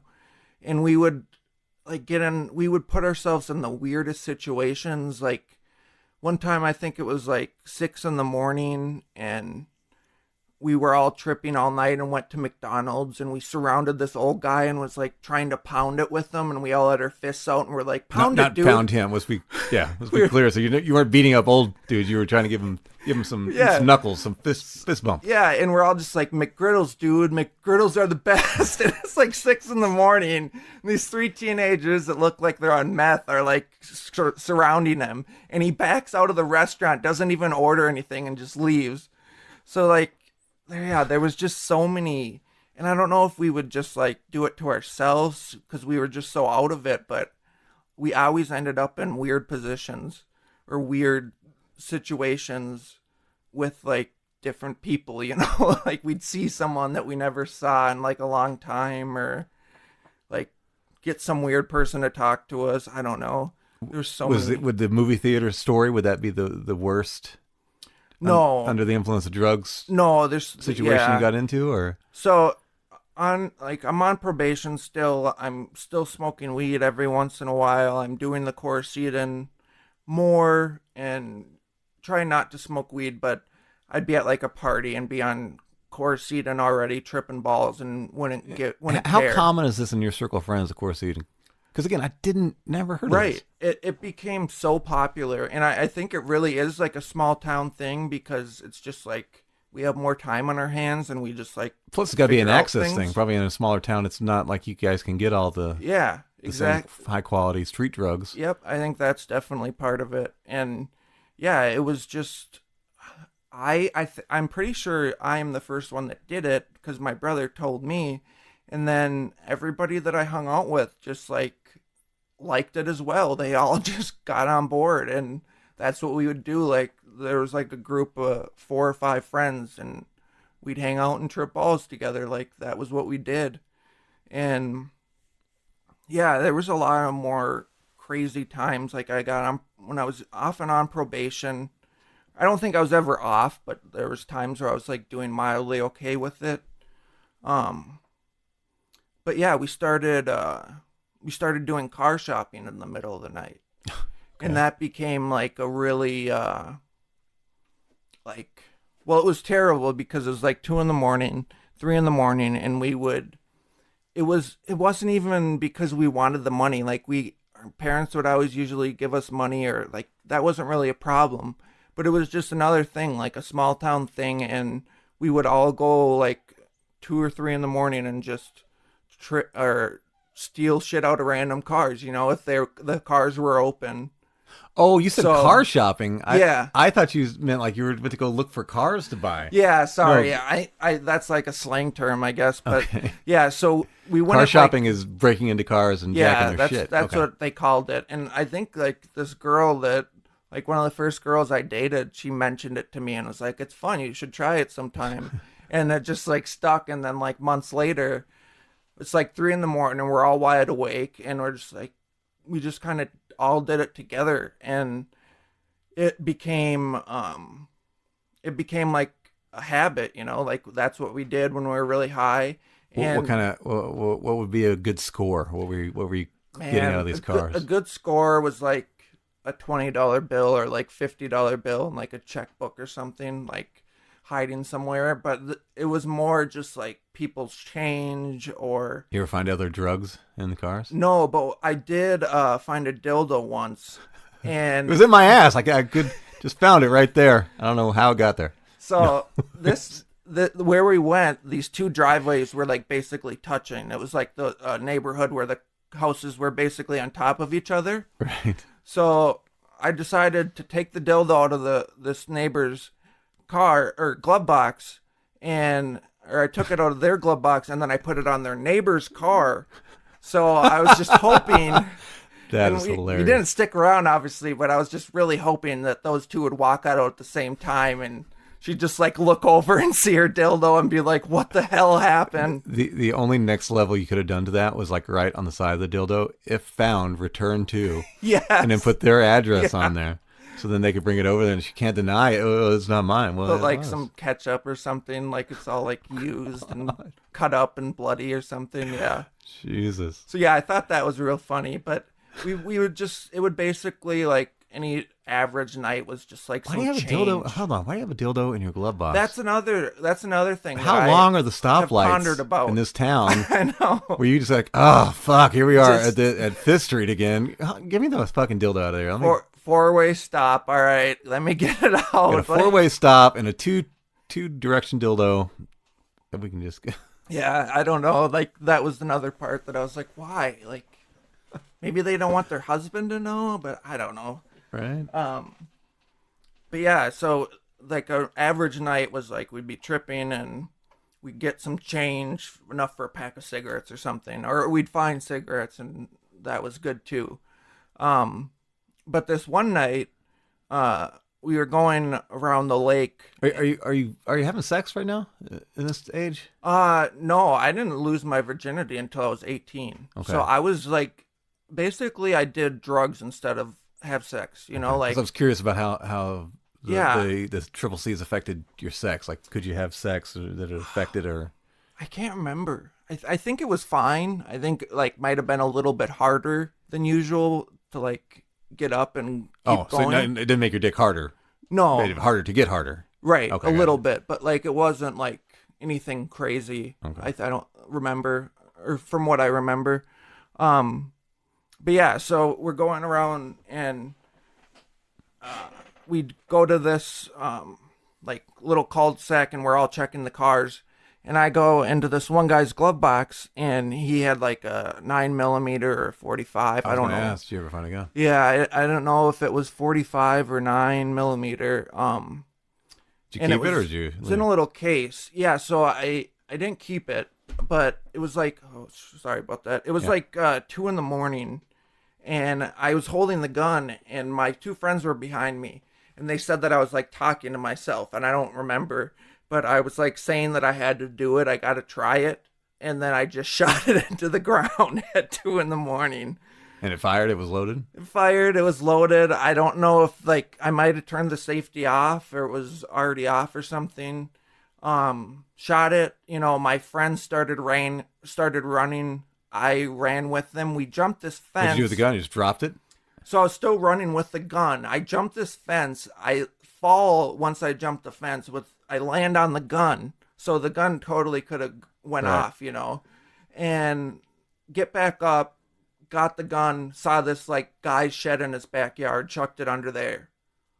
And we're like going close to our house, but not necessarily going there yet, just like making sure it's okay. And the cops were out with their flashlights, you know, like in their cars with their big lights, shining them around, looking for us. And we went home and never got talked to about it or anything. Holy but shit. about, I swear it was like maybe even years later, I was at a party, and it was some people that I went to high school with, and for some reason I was telling somebody else's story, and he heard it, and this guy was one of the guys that used to do meth, and he was one of the guys that used to sell me weed, and apparently I put it under, he was living with his dad at the time, and I put it under his dad's shed. I had no idea. His dad found it under the shed and blamed it on his kid, this guy that I used to like get pot from, and he thought that it was his and like yelled at him and freaked out on him and then threw it into the lake. Holy shit. So I don't know how that happened, but we crossed paths and both realized that was the same place. And yeah, so now it's in the water somewhere, which is great because I'm really glad it wasn't like just laying around and someone else found it. Well, yeah, or if the police found it, I'm assuming you didn't have gloves on either, right? I don't think so, yeah. Yeah, So the like water your fingerprints could basically have been helped on it. me, you know? But yeah, that was probably like one of the craziest times when we were doing the car shopping. And another time, I think it was close to graduation, we were out at this party way out in the boondocks, and we went back into the city, and my house is right around the lake, so I'm like 5-10 blocks from home, and me and my buddies we decided to go into town. I think they got something at a gas station, and we were just like walking around the lake talking, and I was tripping. Like, it's basically any day that I'm talking about in this timeline, I'm high. And they said that I started like pounding on other people's doors at like 1 a.m. And so they all left me, and instead of the logical thing to go 10 blocks to my house, I think I have to get out to this party way out in the middle of nowhere because that's the only way I can get home. So I start knocking at people's doors. Like, some of them I knew it was like an old neighborhood I lived in, and I come across this guy, and I was tripping, and he's walking with a bow and arrow on his back, and I go out and grab for his bow on his back because I like thought I was tripping, and I was like, too surreal to me, so I like wanted to make sure he was real. Right. And it was a guy that I went to high school with. He was older than me, and he was doing the same exact thing I was doing.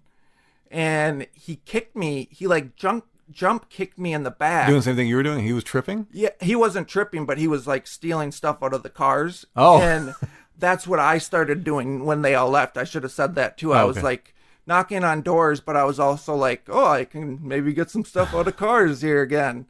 And so we're walking and basically like talking about how crazy it is that we just saw each other. And the cops pull him out, like just come out of nowhere and get him, and I get away. So he gets... You ran from? I ran from the cops. He was arrested, the guy that I was with the bow and arrow was still on his back. No idea how he got that thing or where it was from. And I kept running, and I went right to one of the houses that I used to play football with their kids, and the dad was awake in the house, and I was knocking out of the windows, and he came out in his bathrobe. It was like, what are you doing? Like, Right. are you okay? Like, do you need a ride home? And I was like, no, I'm good. I'm all right. Like, mumbling stuff probably. And so instead of taking a ride, like I would have been very easy, I don't. And I kept going, and I see a van and the keys are in it. And I drive it like 20 feet because I think, oh, I have to get out to this party. Just and some random van? yeah, You see? and it's like, oh, the only logical explanation is that I have to steal a car to get out to this party because I can't just go home or walk or take the ride that I was just offered. Holy shit. So I keep going, and yeah, I see this van. The keys are on. We're up above it, I think, in the mirror, and I drove like 20 feet and hit a fire hydrant and water everywhere. And I get out, and I went like not even a block and found another van with keys in it. What and the I took it fuck? all the way out to this party. I don't know how I didn't die. I was drunk because, like I said, Courseed and alcohol went well together. It was like, you know, you had to have, like, when you were on Courseed and you craved alcohol. And I don't know how I got way out in the middle of nowhere, found this party that I'd only been to, like, earlier that day, and just, like, went around the block and put the van and, like, coasted it into the woods and then went back to the party and was... Never heard anything about Who are it these again. people leaving all these keys in their vehicles, man? This is Yeah, and I mean, it's keys early, in their vehicles, guns in their vehicles, early dildos in 2000s. their vehicles. What Yeah. kind of world is this? I know, and I ended up getting caught for a certain amount of the car shopping. They basically like pulled I was me gonna ask, in. did you ever have an arrest or anything? Yeah, so the cops in Big Lake were totally crooked. Like 2 years after I finally left that Crooked town, cops? No way. when I was like 20, they like all got busted, and then they like had to turn around the whole department because they basically everyone was fired because from the chief down they were all like taking money and bribes and Stealing people's dildos out of their glove boxes. and we always thought that like Big scam. I was always like, I know that I'm doing things where they should be like harassing me, but it's like too much, you know, like this isn't right. And I always thought that, and so I was glad that I didn't feel like a crazy person. But they picked me up without my mom's permission. They like knew she wasn't home, and they started interrogating me without my mom and without my lawyer or anything. Oh wow. And so I'm like 16, and I'm like, they're telling me about all these places. They have like a map with a bunch of like pins of all the cars, and like there's way too many. Like I know that there's other people doing it. Oh, I There's guess no way. that's a huge crime Yeah. wave to them. Like Yeah. these car break-ins or And I think I admitted to like a couple of them, and it ended up being I think it ended up being like a felony, and the stupid public pretender was like saying that he basically wanted to get off the case because I was trying to extend it because I didn't want it to be a felony. Basically just told me that it wasn't going to be. well, and then you weren't 18 yet, right? so this is when I was the crime was committed when I was 17, and by the time I went to court I was 18. And for some reason So you couldn't get your statement thrown out because you weren't. no, they wouldn't. And I thought, oh, it's going to be on my minor record, so I'll be okay. And a year later, I tried for a job that needed a background check, and that popped up, and I was like, that's when I first found out. So that's like a whole nother thing. But basically, like, I admitted to those like 10 times that I took stuff out of cars. I think it was like Game Boy and a certain amount of change. And yeah, when the cops were interrogating me, they were like, what about this guy? They'd point to every pin and say what was stolen. And he pointed to one, and he's like, what about this one? It's an undercover cop, and all he wants is his gun back. And I'm like just thinking like, yeah, sure, that's all he wants is his gun back. No charges are gonna come Yeah, no to shit. me. He's just gonna be happy and What thanks. a stupid ass cop leaving your goddamn gun in the car. Yeah. You shouldn't do that in the first No, place. so that was really surprising too that it was even there when it was an undercover cop. So that's how I found out like where the origin of the gun was from.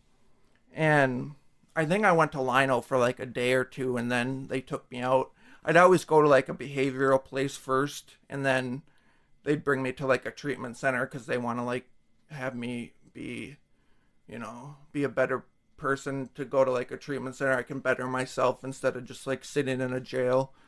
But yeah, that was like basically a lot of like the Course Eden stories, and just how many like things that you were just like felt like you had to do when you were on it. It was just Right. like it would take over you almost, and it was just so easy because if I didn't have Very, money, very chaotic mind state kind of thing, like where you just not a lot of control, just hyper just like, energy. not understanding that like I'm addicted, and just like being like, why can't I stop this? Like, I lost girlfriends over it and still didn't like realize like I was doing something that I shouldn't have been doing, that it was ruining my life. And it was just, yeah, it was like 3 or 4 years, and my mom thought that I was gonna die from it. My brother did. Like towards the end, it was like I was like kind of the only one who wanted to do it anymore, and everyone else was like, all right, we're kind of done with that. And I was still like way addicted and way into it. And When yeah, you say way addicted, what was your consumption rate at this point when you're at the most? What were you doing? so yeah, it was probably like 30 pills a day was like the average. Okay. And then there was a day where I went to school early in the morning, took about 16 to 20.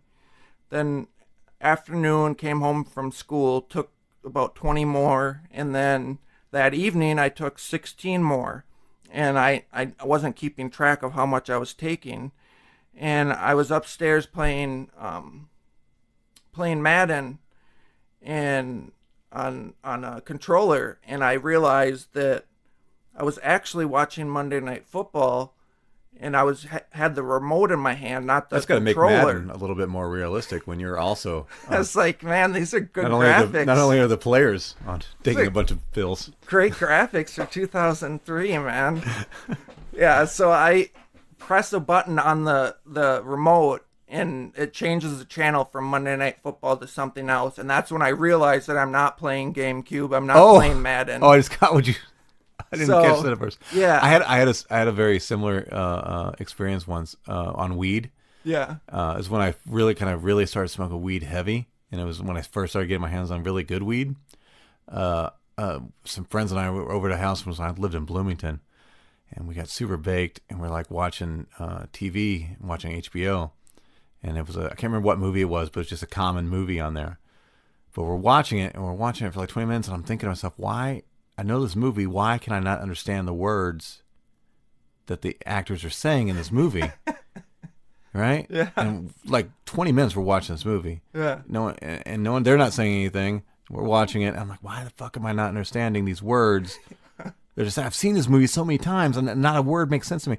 And I was watching HBO, the Spanish HBO channel. And it was a movie that was in Spanish. That's The movie I was awesome. saying, but I was so fucking high I couldn't realize it. But I'm sorry. Go ahead. No, that's fine. That's great, man. Yeah, there were so many weird things. Like, so the cough syrup, and we discovered this other like weird niche like drug that people do. It's just Dramamine. You use for car sickness. Mm-hmm. And again, you just overdose on it and take the whole bottle, and you like. That's what Dramamine is for car sickness? Yeah, I think it's for like motion sickness and car okay. sickness, and yeah, you take the whole bottle. I think it's like 16 tablets, and you literally black out. Nobody that I've ever known that's taken it has not blacked out. But we would like take turns taking it and then record each other and then just watch it the next day. And you're basically like, you're like a mentally disabled person, like you're just completely out of it. Like you don't know what's going on. Like my friend would try to drink out of a flashlight because he'd hear the batteries and think that it was ice. And like you do really weird things. Like my buddy was like trying to put the top of a CD player down, and he was pushing up with his thumbs and then pushing down with his like pointer fingers. So he was like fighting himself to open it, but he was closing it at the same time. And this was just like, yeah, you would, that was the fun of it. It was like, hey, do this drug and You'll be retarded. You'll never know what you're going to do. Yeah. Be retarded for a night. And holy shit. my one buddy got his car jack attempt. It was the middle of winter, and some guy took his window that was barely open and pressed it down, and his alarm went off. And he just had the most like dumbfounded look on his face, like he had no idea what that noise was. And we were like trying to tell him, like, dude, your car, the alarm's going off. I think they're trying to jack it. And he'd just like have his mouth like wide open, like, what? Like he had no idea what you were saying. Like, so yeah, that was like our way of having fun. Like, oh, let's see how messed up this person can get. Holy shit. And we did that. Like the Dramamine was kind of the same as like the Salvia, and then there were like these seeds that we got from Hawaii that if you like ate enough of them, What? like you get high. Yeah, like seeds from like some type of plant. Hawaiian baby wood rose. That's what they were. If you take like enough of those seeds, but you have to like. Is that legal to buy now? Yeah, and I think you can buy them because they're plants. You know, it's just Hawaiian baby wood rose. Okay. They taste terrible. You only have to eat like 8 of them, and they're so little, but the taste is like unbearable. So like half the time we couldn't get them down, but when we would get them down, it's like more of like a Corsita and like mushroomy type of trip. Same Really? thing.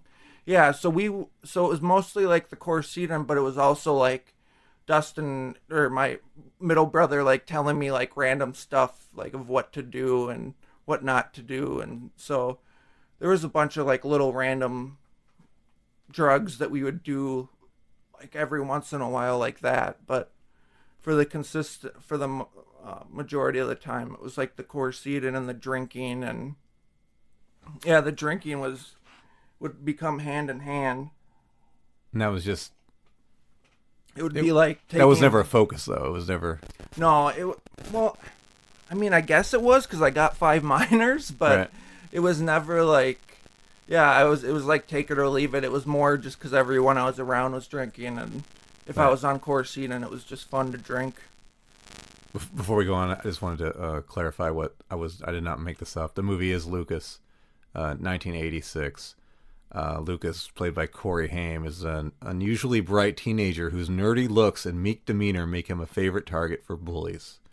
His life at school seems to improve when he befriends Maggie, played by Carrie Green, a cute new girl whose love interest, Cappy, played by Charlie Sheen, protects him from harassment. However, despite his friend Rena's, played by Winona Ryder, had everybody in this one, clear affection for him, Lucas falls for Maggie, and in the final effort to impress her, joins the high school football team. That's right, he joins the football team, but he gets fucked up when he's playing football, but he takes a bunch of pills and shit too. So it's like maybe steroids or something. No, it's definitely not steroids, Really? but I can't remember what it was. Either a diet pill or a pill like what you were describing. But yeah, Rotten Tomatoes gave it 70%. If anybody cares. If I remember, yeah, 1986. I know I didn't make that shit up. Yeah, Whatever. no, I don't want to see that now. Yeah, I think, yeah, there were so many other, like, stories that are kind of hard to string together in a line, but, Well, in essence of time, then, what was the next progression after the Corsiden then? Yes. Is it one of the times that you maybe wanted to get some treatment, or did you have to go to another level of drugs before that?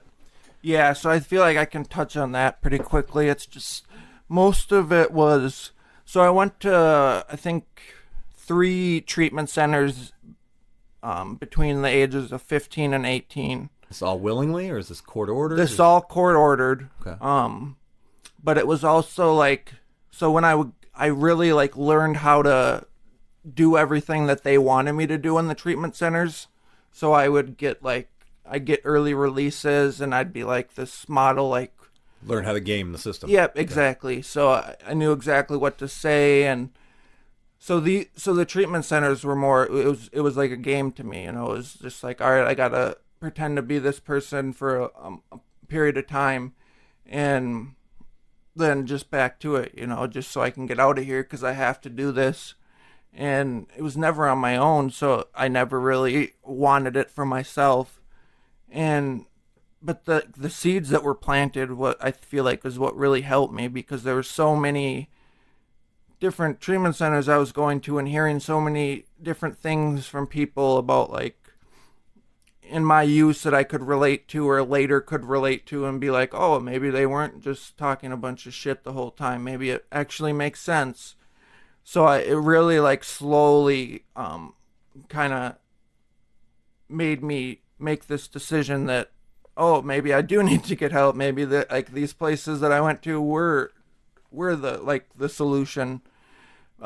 Because I feel like after high school, I started getting more into, like, painkillers, Vicodin, Percocet, eventually morphine. How did these come about? Were these just access? Did you have an injury that you first got exposed to these? What was your... Yeah, so it was access. Like, the second job that I got out of high school, there was a guy that I worked with that could get them. And I was still smoking weed, I think, every once in a while. But then I kind of like, it was like that shitty time right after high school where I was like, I didn't want to, like, work, but I have to, and I'd rather maybe go do something else. But it was just kind of like, all right, I'm out of high school, I'm working. And I didn't feel like I really made a decision. It was more like, oh, I don't have money and I need to get out of my mom's house, so I need a job. So, like, going through the motions of just doing this crappy job that I don't like, it became like, oh, I can have fun while I'm doing this job if I take this pill, and it makes me more happy and more talkative. And then you keep taking it, and eventually it doesn't do that anymore, and you get angry, and when you don't have it, you're mad, and when you do have it, you like... What was the first pain pill that you... It was probably a Vicodin. Vicodin. Yeah, and the guy that I knew had Vicodin and Percocet. He had all types of stuff, and I think he, like, did doctor shopping. Okay. And yeah, the Percocet were great, but then when I found morphine, that was it. It was just like Chlorcidin again. It was... It's pill form? Something, yeah, pill form, and it was just like 15, 30 milligrams a day. And then towards the end of it, it was like 100 milligrams, a day, just to not feel sick, maybe get a little buzz off 100 milligrams. Jesus. So it slowly becomes, like, more and more miserable, and there wasn't as many consequences as far as, like, me, like, messing up my life, but I wasn't living my life. So I was just, like... You're just kind of in, like, a loop. Yeah. You were just... Yeah, it was... Waking up, doing the drugs, and... Yep. Just to maintain, and then... Day to day, and I was just so miserable, and this was when I was like 19, and it's the same way until, just a year or two ago, but it was just using it, and not having any more effects. The isolation became like, I don't want to hang out with anybody because I just want to get high, and they don't... A lot of my friends, a lot of, like, the comedians that I knew, they didn't want me doing this stuff. I was finally finding good friends, and instead of, like, being with them, I felt so guilty. Even if they went in a knowing, I just felt too guilty to go around them. So it was more and more isolating and getting comfortable in the isolation, like, almost like panicky when I do go out and do something, because it's just like, oh, I want to just play video games and be high, and that's it. So it really wasn't as much as, like, craziness as some of, like, the earlier lessons I learned when, like, I would get arrested or would get a legal consequence. But as far as, like, mentally, like, I was, like, is the most broken I'd ever been, like, if I had the guts to, I probably would have tried to kill myself. But it was just the whole, like, not wanting to live, but I'm still, like, but I can't, I'm too scared to die kind of thing. So it was just more and more isolating and not dealing with anything that I need to, and, you know, trying to get off of it. And I just felt so, I felt so ashamed that, like, I couldn't get back on track, you know? Like, I felt like I was, like, in a loop, you know? And not just with, like, my daily, but, like, the pattern that I had was, okay, I'm gonna use these pills, and then I'll get sober for a little bit and not take them, and slowly start to rebuild my life. And then as soon as I get a success that I've never had before, or feel more comfortable than I ever had, and go into like a new territory where like I don't know what else to do from here, it would be like immediately retreating and having self-sabotage and just like, all right, I have to ruin this. Like, I don't know if it's because I felt like I didn't deserve it, or I was just nervous to gain even more in my life and lose that, you know, like, oh, I got this already, might as well give it up so I don't lose a bunch more. And it was just like that same pattern, and it was so, I felt so ashamed to tell my friends, you know, over and over, like, I relapsed again, I'm trying to get sober again, you know. And it was, one of my friends told me, you know, you're just back on track again. And because I was trying to explain how I hate saying it over and over again. And I like that, because it was just like, I'm back on track, I'm doing what I'm supposed to do again. And, you know, not until like a couple of years ago is when I realized that it's not, there's nothing I could do to not have those pills, you know, like there's nothing I could do, like any meetings, any treatment. It wasn't helping me. Like, I was still going back to these things, to the pills, the painkillers. And that's when I started trying to get into find some type of medication that would help me with the abuse. Before we go to that, then let's talk a little bit more about where kind of the apex of that pill usage was. When, like, you started out with, like, you said, like a Vicodin or something. Yeah. So what range, what all pills do you remember even, were you taking during this time span before this ultimate, I need to get cleaned up and fix this? Right. Probably taking, like, yeah, it would start out with like Vicodin and Percocet. But yeah, like I said, I would take those pills, but if it was morphine, it was like morphine over everything. Okay. And it just, yeah, I think it was just how many like people, and like, not that or people that I hurt, but also just like how I felt like mentally was the worst that I'd ever been at. And I think I've lost almost every one of my girlfriends because of some type of drug use, you know, doing something eventually. If it's not like, I think, I know that I stole money from one of my ex-girlfriends, and that was what did it, you know, and I stole that money for drugs, pills. And so, do you ever have any like overdose incidents?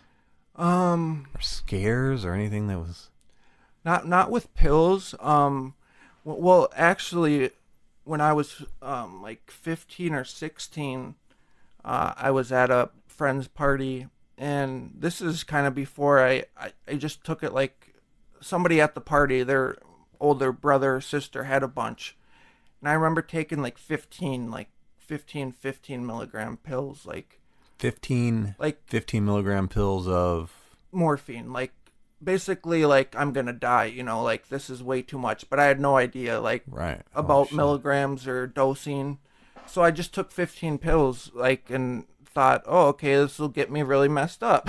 Yeah, and I started drinking, and Jesus. if I wouldn't have puked that night, I've had a counselor tell me from one of my treatment centers that I would have died. Right. Which is, you know, anyone could tell you that, I guess. But I threw up. So there were a lot of times, like, looking back, where, like, the 56 quercetin pills I took in a day, like, why didn't my heart explode? Like, just that's insane. dumb luck. There were so many moments like that where it's like, if I would have done this other, like, small thing, or anything like that. So there were a lot of times like that, just looking back, and I think that all kind of stuff scared me, and I never really tried to like do that. But 100 milligrams a day is not okay to be taking, That's an especially epic when amount. you don't need it. Okay, So at the height, what about financially? You already mentioned that you stole money from an Yeah. ex-girlfriend. Where are you financing this? And like yeah, at your worst, what are you investing in this per day right. to maintain? Jeez, I'd probably say like anywhere to like $50 to $100 if I could every day. Sometimes it'd be like 30. Sometimes I wouldn't get it. Yeah. Sometimes I'd have a shitty day. But it was mostly just like odd jobs, borrowing money from friends or family, and like stealing. If like they had most of my family and friends realized what I was doing with the money, so it was like, okay, if they're not going to give it to me, I'll steal it. And financially, I was just broke as can be, and that's the one thing that always kind of stopped me, and I'm so thankful for, because if I was like this guy with a lot of money or a millionaire, I would have died like 10 times over, I feel like. Right. And that's kind of like the last rock bottom that like hits. And if I wouldn't have had that rock bottom of like losing a job or like not having any money, to be like, okay, I can't keep living like this, literally. So that was like definitely a blessing in disguise, that kind of stuff would happen, where I would have these like rock bottoms that weren't like almost dying and then realizing it, that I should stop. So it wasn't like as intense of a wake up call or rock bottom as some people have had. But I feel like I had so many of those when I was younger, You had mentioned before we started recording, we were kind of going through a list of things that you had either tried or experimented with, that you had both you tried both cocaine and you had an incident with meth. Is this before the cleanup? Yeah. Okay, so how did let's start with the cocaine. When did the cocaine come into play? So the cocaine was mostly like random. It was something that not really any of us knew how to get. So I think like maybe a couple times throughout high school we had some crappy cocaine, that was like just would burn your nose and barely get you high. But then when I was like 19, 20, having my own apartment, and met some guy at work that knew where to get decent stuff. So that was a thing where it wasn't like a problem. But again, if I had all the money in the world, I probably would be addicted to cocaine right now, Right. because I loved it whenever it was there. I never said no, but it was probably like 10 to 20 times over 4 years that I did it. So that was never like an issue. But that kind of drug scared me, because I did think that, like if I do this, I don't think I'm going to stop. And I knew that about myself with meth too, and heroin, obviously with my dad, it's most likely in the genes. So that's kind of what made me stay away from like the 3 worst drugs that I could really think of. Right. But Now the meth, though, you said was an accident. So the meth, yeah, that's what I was gonna say. So the first time, my great middle brother of mine decided, so he was actually taking me to communion, and we were driving to the church, and I had a What water kind of bottle. shitty Catholic church is that, where they give you wine and some meth? Yeah, this is the body of Christ, kind of. Man, you got to be drugged up to very deal with frail those body. Catholics. No, they yeah. So it's I'm a Lutheran, by the way. Don't want to be called a Catholic. That's like the worst thing you can be called right now. Shit. But yeah, so I went to a Lutheran church, and I had a water bottle, and I was telling him on the way that me and my buddy were going to stay up all night online talking to each other, and thought it'd be cool to stay up all night and go to school the next day. And he's like, okay, and he picked me up, and I was like, leave that water bottle in there. I want to drink it when you pick me up. And he's like, okay. He picks me up, and I start drinking the water bottle, and it tastes like rusty to me, and there's something off, and I'm like, what? I was like, did you put something in this water? And he's like, yeah, I just put, and he like told me he took, like those shitty behind the counter, like energy pills at gas stations, Yeah. like the Bee Buzz or whatever. Yeah. He's told me that they were a couple pills of those that he poured into the drink. And he's like, it'll help you stay up all night so you can stay up with your friend. And I was like, oh, okay, cool, thanks. And like, Who is this that did this now? my middle brother. Oh, jeez. So he would always do weird stuff like this. Like, we were the guinea pigs. And so, in hindsight, looking back at all this, so I start going online, talking to my friend. He passes out at like midnight, 1 a.m. I start talking to this other girl that's like super religious at our school. And I say that I'm going to like go to her church club and like sign up for all these like classes that she has at her church. And like, we're having like, I'm thinking like this deep philosophical conversation about life and religion. And so she Were you gets just telling on. that to try to get some pussy? Is that No, what okay? I don't Okay. think so. Like, see, I wanted drugs. I didn't care about. 'Cause Like, that's the only time I've if talked I about feel- wanting to go to church. Is if like I when was would trying have to get gotten pussy. laid like earlier, I probably would have pursued it. But I was just like, I don't care about sex. Drugs are way better, like. So, but I guess there were like chicks that I'd smoke weed with and we'd fool around, but it would just be like a blow job or something like that. But yeah, so like the girl I'm talking to that I'm like this new best friend with that I never met. She goes offline at like 2 a.m. and like I get a folder, like a manila folder from like upstairs or something, and I start it's September and I'm starting to print off all my school clothes for the next year, and I'm printing off like pictures of the shirt, Right. and then I'd have another picture of the pant of what I wanted to go with the shirt and the socks, like down to like the underwear. And I had these all like in a folder labeled Jesse's next year school clothes. And I like did all this research for like 10 shirts and pants of what I was going to get.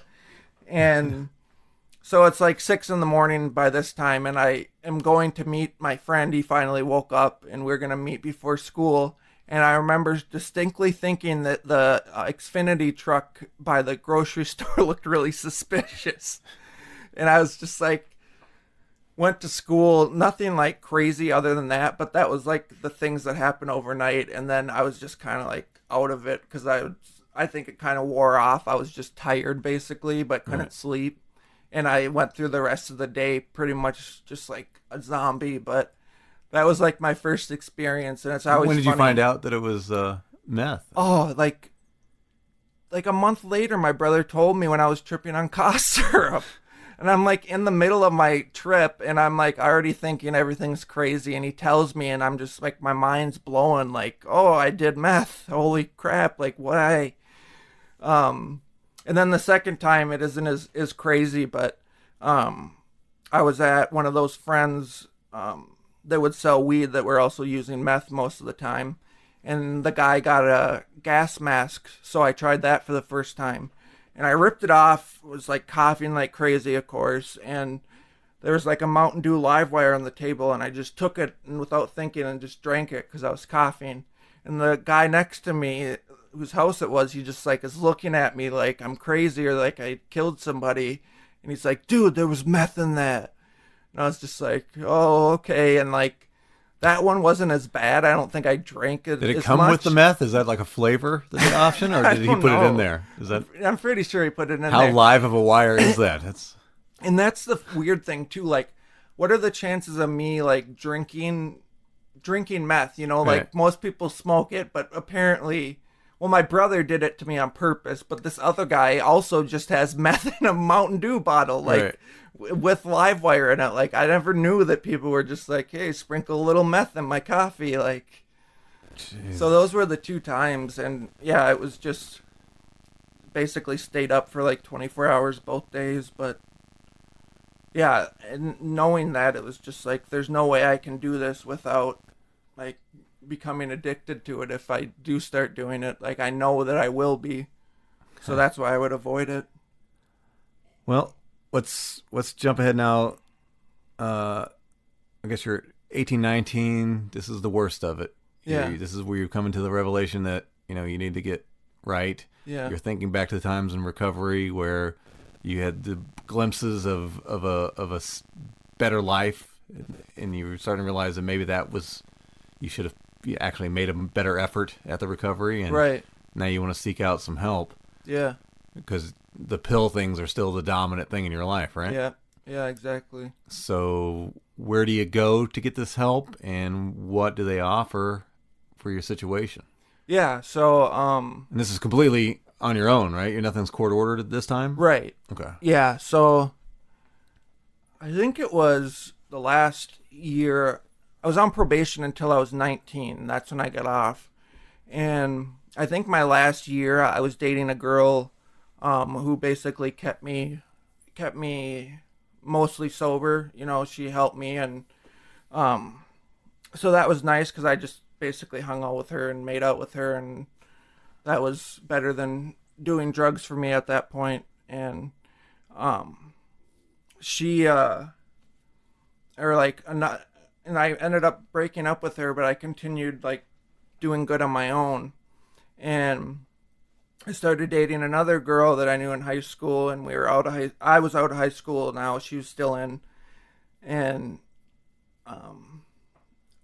it was like kind of like looking back, and I was lying to her. She also didn't want me to be on the pills, and I was lying to her about it, and just seeing her like cry all the time and like know that I'm high at like my birthday or her birthday, and just events where like I should be present and not be all messed up for, like I was just constantly. And she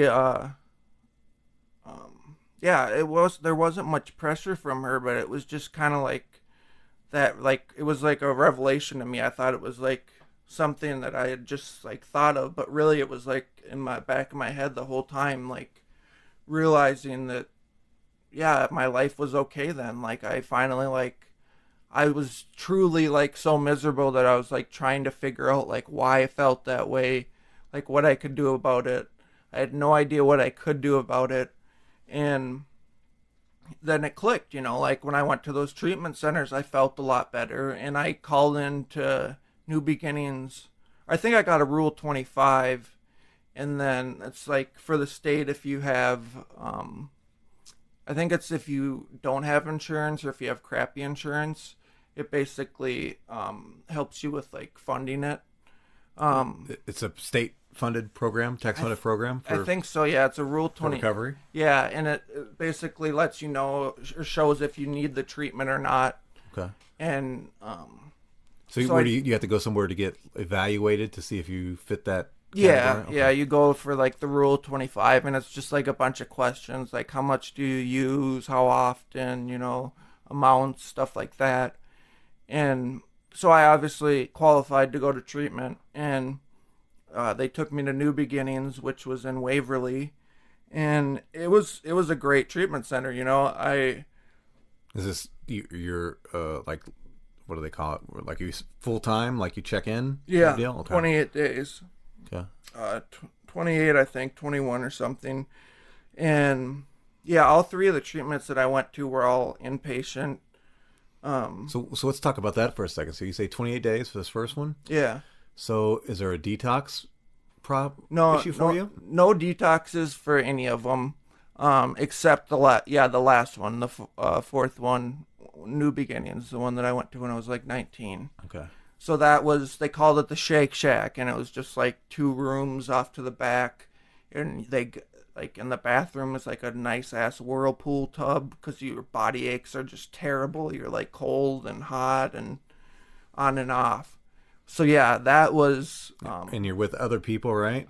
Yeah, it's and like it is all ranges of addiction in there. Yeah, and it's like 30, anywhere from like 18 to like 60, 70 years old. Wow. And there's probably like 30 people total. Where do you rank at the time you were in there as far as severity of addiction? Where do you if you give yourself an honest evaluation, bottom half, middle, top half as far as degree of addiction? Oh yeah, it was like the top half. It was like it was the worst it had ever been. I don't think I had ever had to go through withdrawals, like maybe a little bit, but not like that intense where it was like nurses checking on me and shit. Like you can't die, you can only die from alcohol withdrawal, but makes you feel like you're dying all the time with like meth. If you try to get off of heroin or meth or any type of painkillers, because it's basically just heroin in a concentrated form, or it's basically the same. That's something I didn't effects. know that alcohol was the only one that you can Yeah, die from. I think there's one other thing that can, but yeah, alcohol is like one of the only two. I think there might be one other one, but yeah, you can die, and it's mostly because you have so many. You can have seizures, and they'll like they're like grand mal seizures, I think is what they call them. They're like intense, and that you can like die having the seizure basically.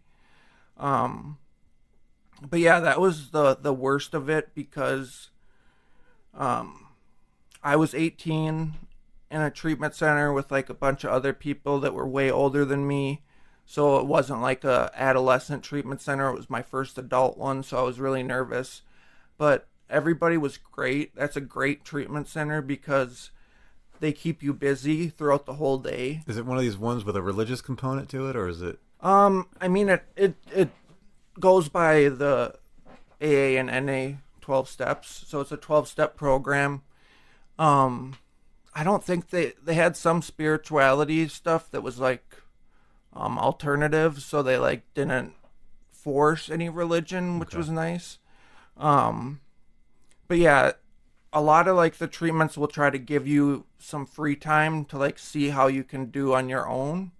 But this one, it's like you have a routine throughout the whole day, like 9 a.m. to 10 p.m. You have a thing every hour. And doing all these things together and as groups with like, it just makes the whole facility like more positive. Like everybody is, I don't know, everybody, and I could have just been the group of people that was there at the time, but everyone there was like wanting to get sober. A lot of them were, and a lot of them were just really positive. And if you were crying or if you're having a hard day, people would help you. And there are people that would have like, they would be called like counselors that would be their job to like help new people. And so they did Is a there really any fucking going on between the patients? no. It was funny because there's a female treatment center of New Beginnings, but it's like blocks away from ours, or like around. Oh, yours is just dudes? Is Yeah. That... Oh, okay. Yeah, and Not that there couldn't be fucking with just dudes. right, but, yeah. and well, and there's usually not like mixed gender treatment centers anymore, but the female one is across the lake, and the females would come in for certain lectures and stuff. And there would be guys that would like pass notes to there'd be 40-year-old guys like passing notes with like 35-year-old chicks, like acting like they're in like middle school, like Right. they're meant to be in this like treatment center when they're just desperate as shit, basically. So I always got a kick out of that. But Right.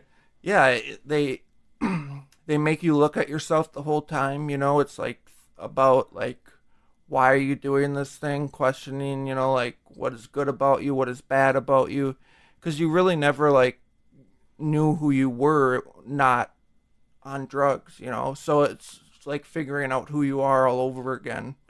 Now you said this wasn't a detox facility, at least not for you. So what was used to help you break your addiction? What?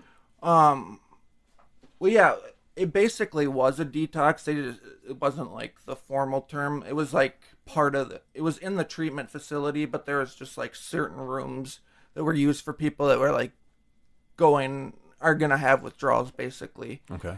And I feel like it was what was the question? What was used to help you break your addiction? Oh, to break it.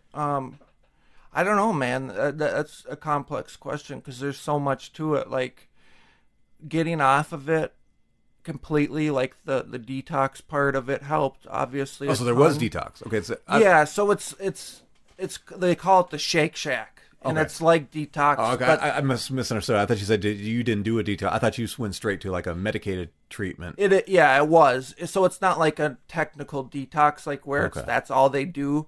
But they would be very accommodating if they knew that you were coming in and going through withdrawal. They would put you in this section, and your treatment time wouldn't really start until you were gone through with the withdrawals, with like nurses checking on you and stuff. So I did that for like a week or two, and just that alone, like you're feeling so many emotions and stuff. You're like happy one second and sad the next, and your brain's just racing all over the place because it was just like medicated and just sleeping for so long basically. Right.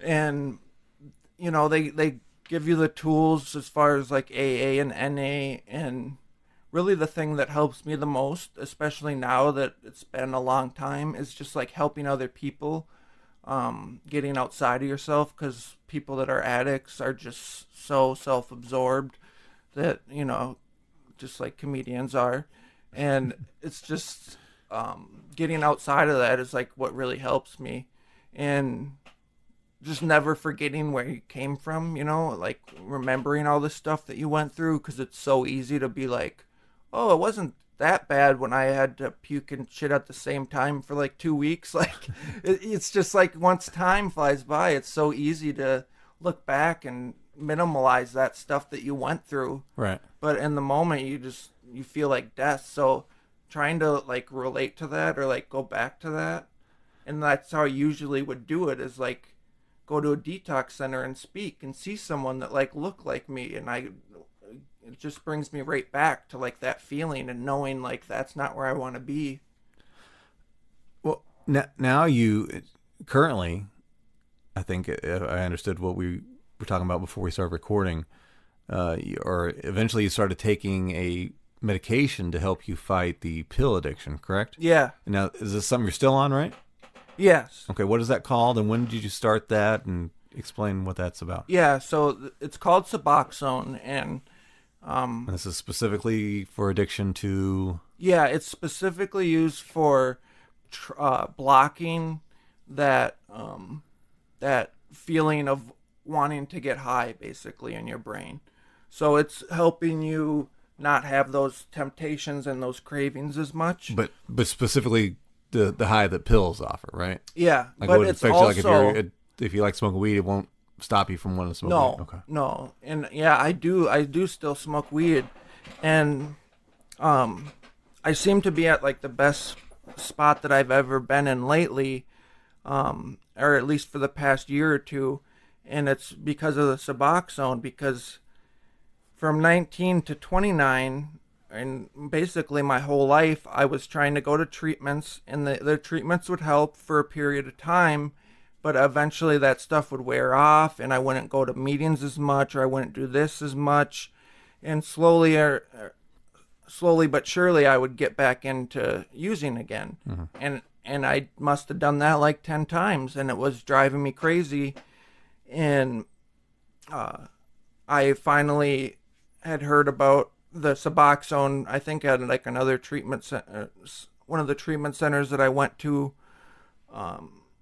It had been mentioned there, and I asked about it and with my doctors, and started getting on it, and it's basically... So this is, it's different than what's the stuff that they give people who do like heroin? What's the... methadone. So it is mostly...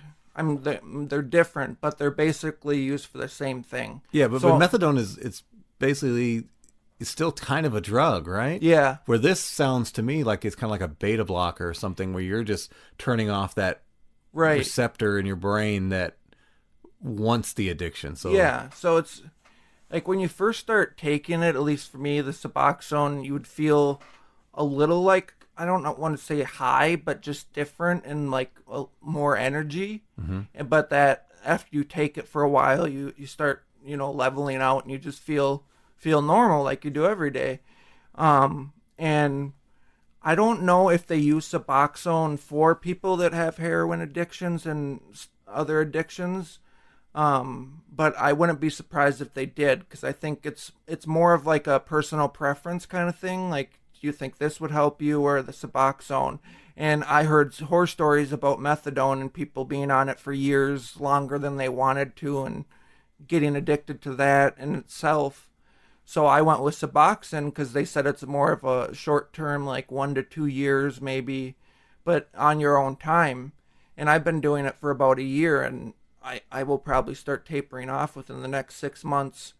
But I'm also worried to get off of it, because I don't know if I will be strong enough to not do it once I get off of it. So As it stands right now today, do you know cravings at all for any of the pills? Thing? no, and like hardly ever even like crosses my mind. Like it's insane the difference.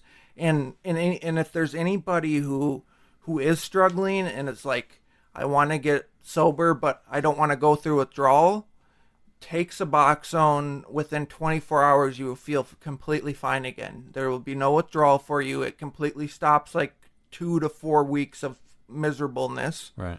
And that was another reason I took it, because I had went through withdrawals so much. I was just so sick of it, and it started to scare me even more and more each time I did it.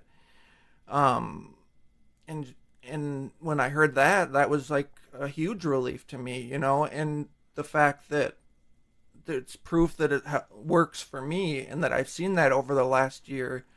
Yeah, it's saved my life so far, of not, or at least not made my life miserable anymore. Right. I'm It probably definitely saved your life when you look at, right now. I mean, statistically, that's the number one killer. Yeah. Drug overdose is. Yeah, that's another opioid drugs is.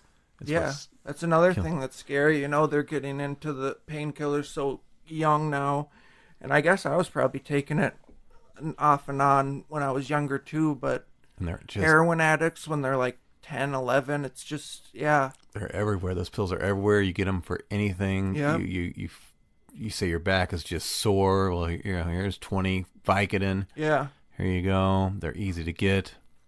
It's crazy. It's an epidemic for sure, and I don't know. See, And something I wanted to clarify, because we were listening and they heard you mention that you still do weed, and this is something we talked about again before recording. Is like there's people in recovery. I guess there's two perspectives about doing weed and being in recovery. But to me, and like we talked about before, I don't think weed is a drug. Right.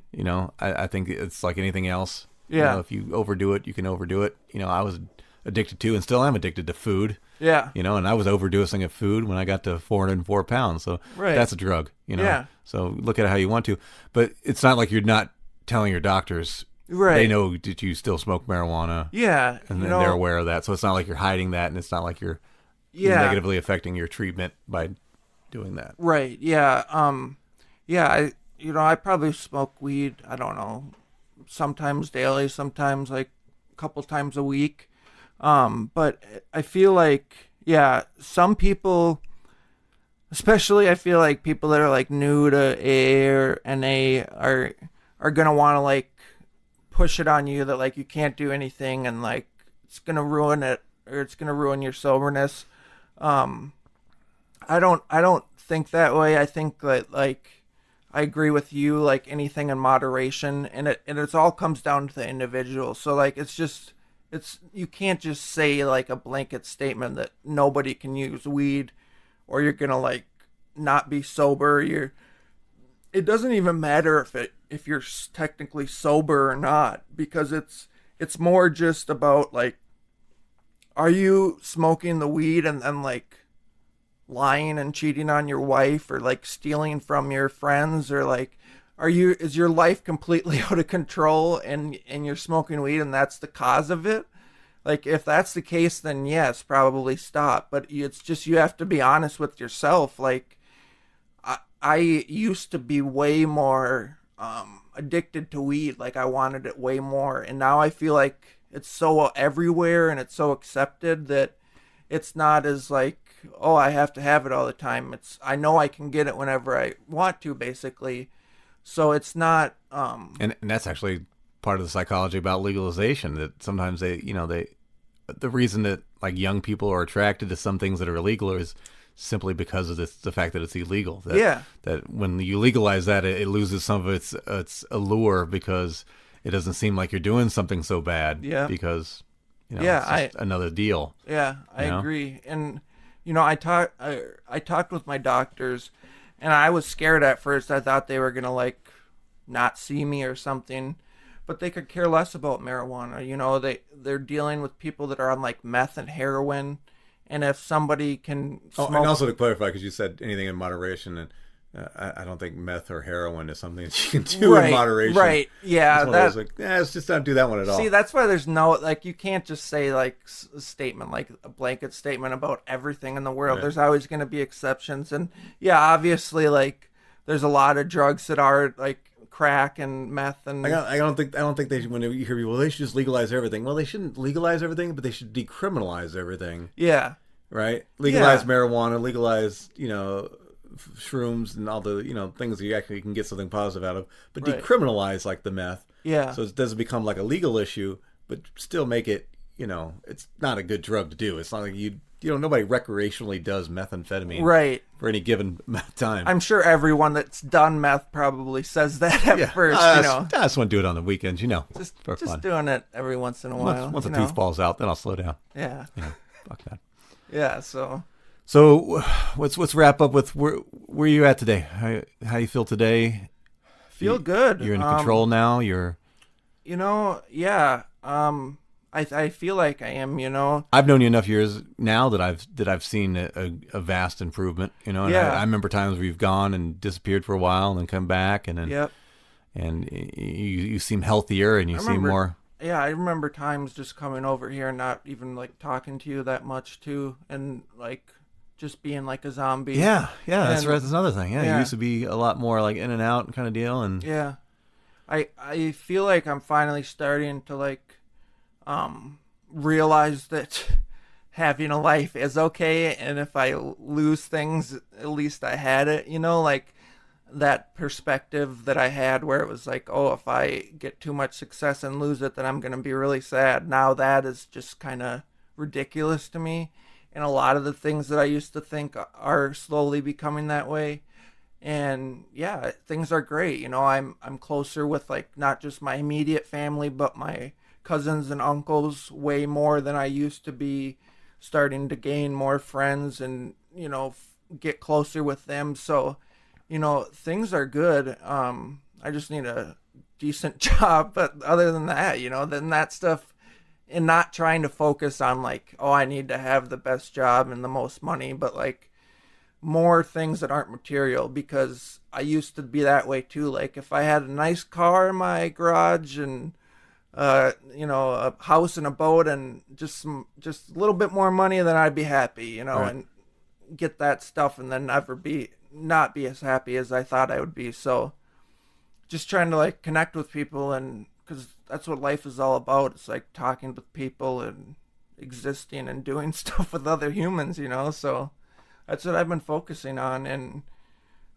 just trying to be helpful and useful and be a decent person, because I was such a shitty person for so long. So, and yeah, it's good. And when you act like that, you tend to go around other people that are like that. You've always been great and respectful about stuff and kind and thoughtful, so you kind of attract those kinds of people, and that's been good.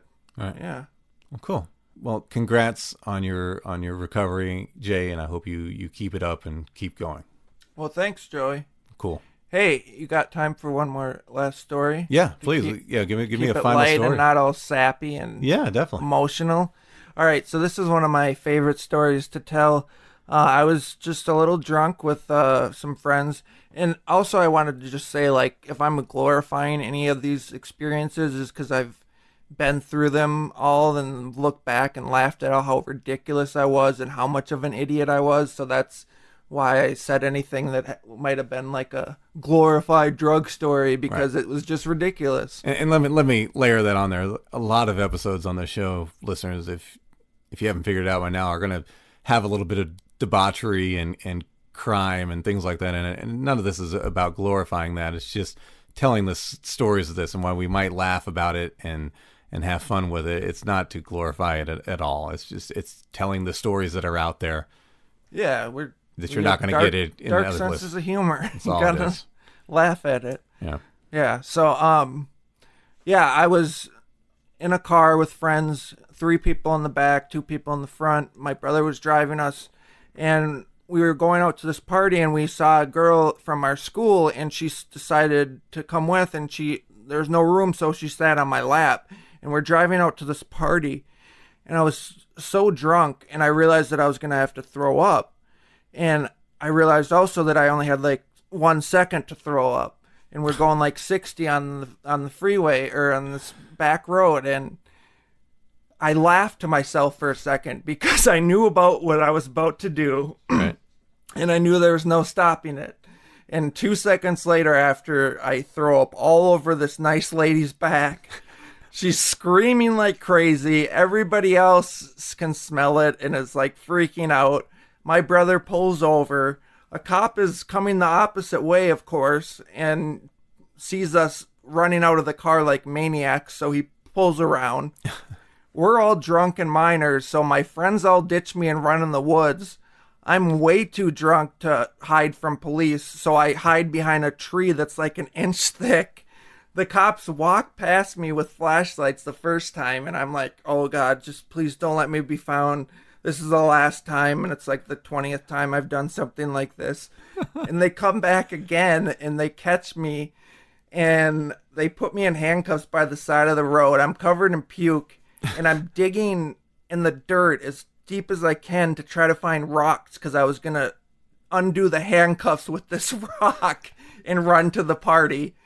And I get home. Still go to the party. That's the goal. Always Right. the party. You know, you always got to get to the parties, apparently. And they bring me to my house. My mom's, mad, obviously. And I have dirt all over my hands, and I dig my hands into a pan of brand new brownies in our kitchen. And I'm eating a handful of brownies with dirt. And my brother, I guess, was sleepy, and I guess I woke him up and told him that I'm leaving to Mexico. And then I went to bed. And so that was like another like crazy story that I just thought would be nice. A little more lighthearted to leave at the end. But not weed brownies. No weed brownies. Damn. No. All right. Good talk, Jay. Yeah. Thanks for doing it. Yeah. Thanks for having me. Well, there we go. Another episode in the books.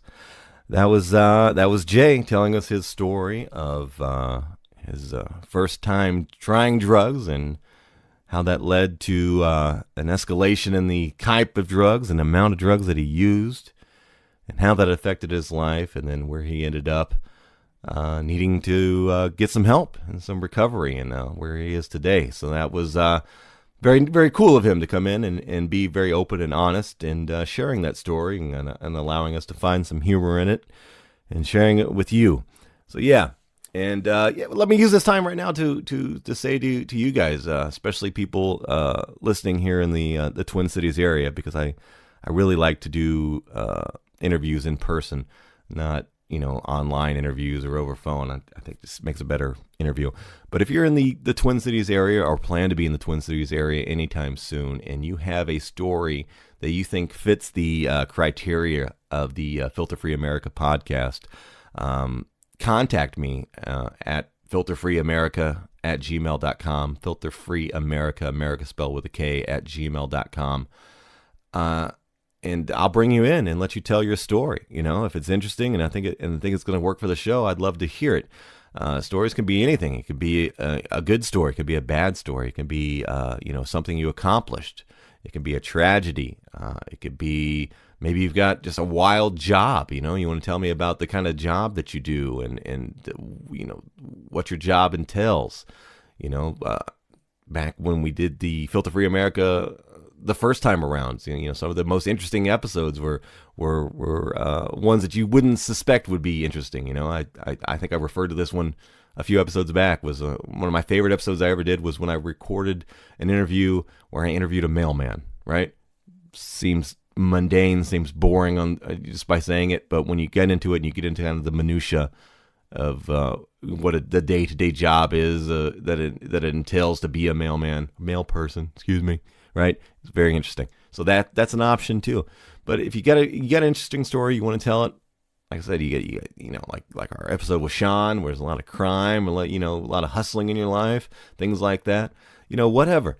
Contact me. Tell me what your story is. Give me a rough idea what it is, and if I think it's going to work, I would definitely either come to you. I've got a mobile recording set up. It's really easy to get to you. I'll do that, or bring you here to my home studio. We can sit down. You can meet my snake and my dogs, whatever. And I'd love to record you, put you on an episode. So definitely keep that in mind. And as of right now, just contact me directly at filterfreeamerica@gmail.com. Filterfreeamerica, America spelled with a K, @gmail.com. So yeah, one more time, thank you to my sponsor, simplewebsite.us. Simplewebsite.us. If you're building a Squarespace website, you want some help, if you want a little help, you want a lot of help, or you just want to let somebody do it completely from the ground up for you, call simplewebsite.us. Go to their website, check it out, what they have available for you. I can't tell you what the next episode is going to be about because I've yet to record the next episode. So I'm going to try to stick with it. I'm trying to make sure I keep an episode coming up every Tuesday and every Thursday. So right now it's Tuesday morning. Let's hurry up and go find me another episode of the next 2 days and hurry up and get it to you. I hope I can make it work. If it ends up being late this week, I apologize in advance. But like I said, it's been a very, very busy week for me and trying to get everything squared away here for the podcast and getting the iTunes things going and all that. So basically, I'm making excuses. Basically, I'm talking to you like I talked to my teachers in school before I dropped out. Like I didn't do my homework because I had things to do at home. I don't know, whatever. So, whatever. We're gonna make it work. It's gonna get better. Everything's getting better. I think it's getting better right now, right? Based on the numbers, it's getting better. I don't know. Give me some feedback. Again, not only if you have a story or that you want to tell on the show, or if you just want to give me some feedback on the show, if you want to let me know how we're doing, I'll read them on the air too. I'll do that. If you give me a decent email, if good or bad, I don't care. Send it to filterfreeamerica@gmail.com. Filterfreeamerica, America spelled with a K, @gmail.com. I'll be more than happy to read your emails and stuff too. So consider that as well. Is that it? I guess that's it. I don't know. Here's what I do know. I know I love you guys. I know you guys are my fellow human being, and I hope you guys are good to each other. I hope you're good to other people in the world. I know we're in a weird time in history on this planet, man. There's a lot of hate going on. There's a lot of political hate. There's a lot of social tension going on right now, and God, dog, man, it sucks. I think I know I don't do a lot of the political commentary and stuff that I used to do, man. But if there's any message I want to give out there, man, we're sacrificing so much of our potential as a species, as a people, as are these human beings by all this infighting, distraction, and what we're doing right now. Okay, we're bigger than this. We're better than this. Our potential is so much greater than this. Go out, hug somebody, give somebody a high five, help somebody on the side of the road, open a door for somebody, do something kind, don't troll on a website. Don't be hateful for a change. Don't be a dick. Don't be an asshole. Don't be a bitch. Whatever it is, just be kind for a little bit, for 24 hours. Be kind. See what it gets. I don't know. I love you guys. Take care of yourselves. Be healthy. Be safe. Keep seeking the truth. Spade and neuter your pets and your children. Bye-bye.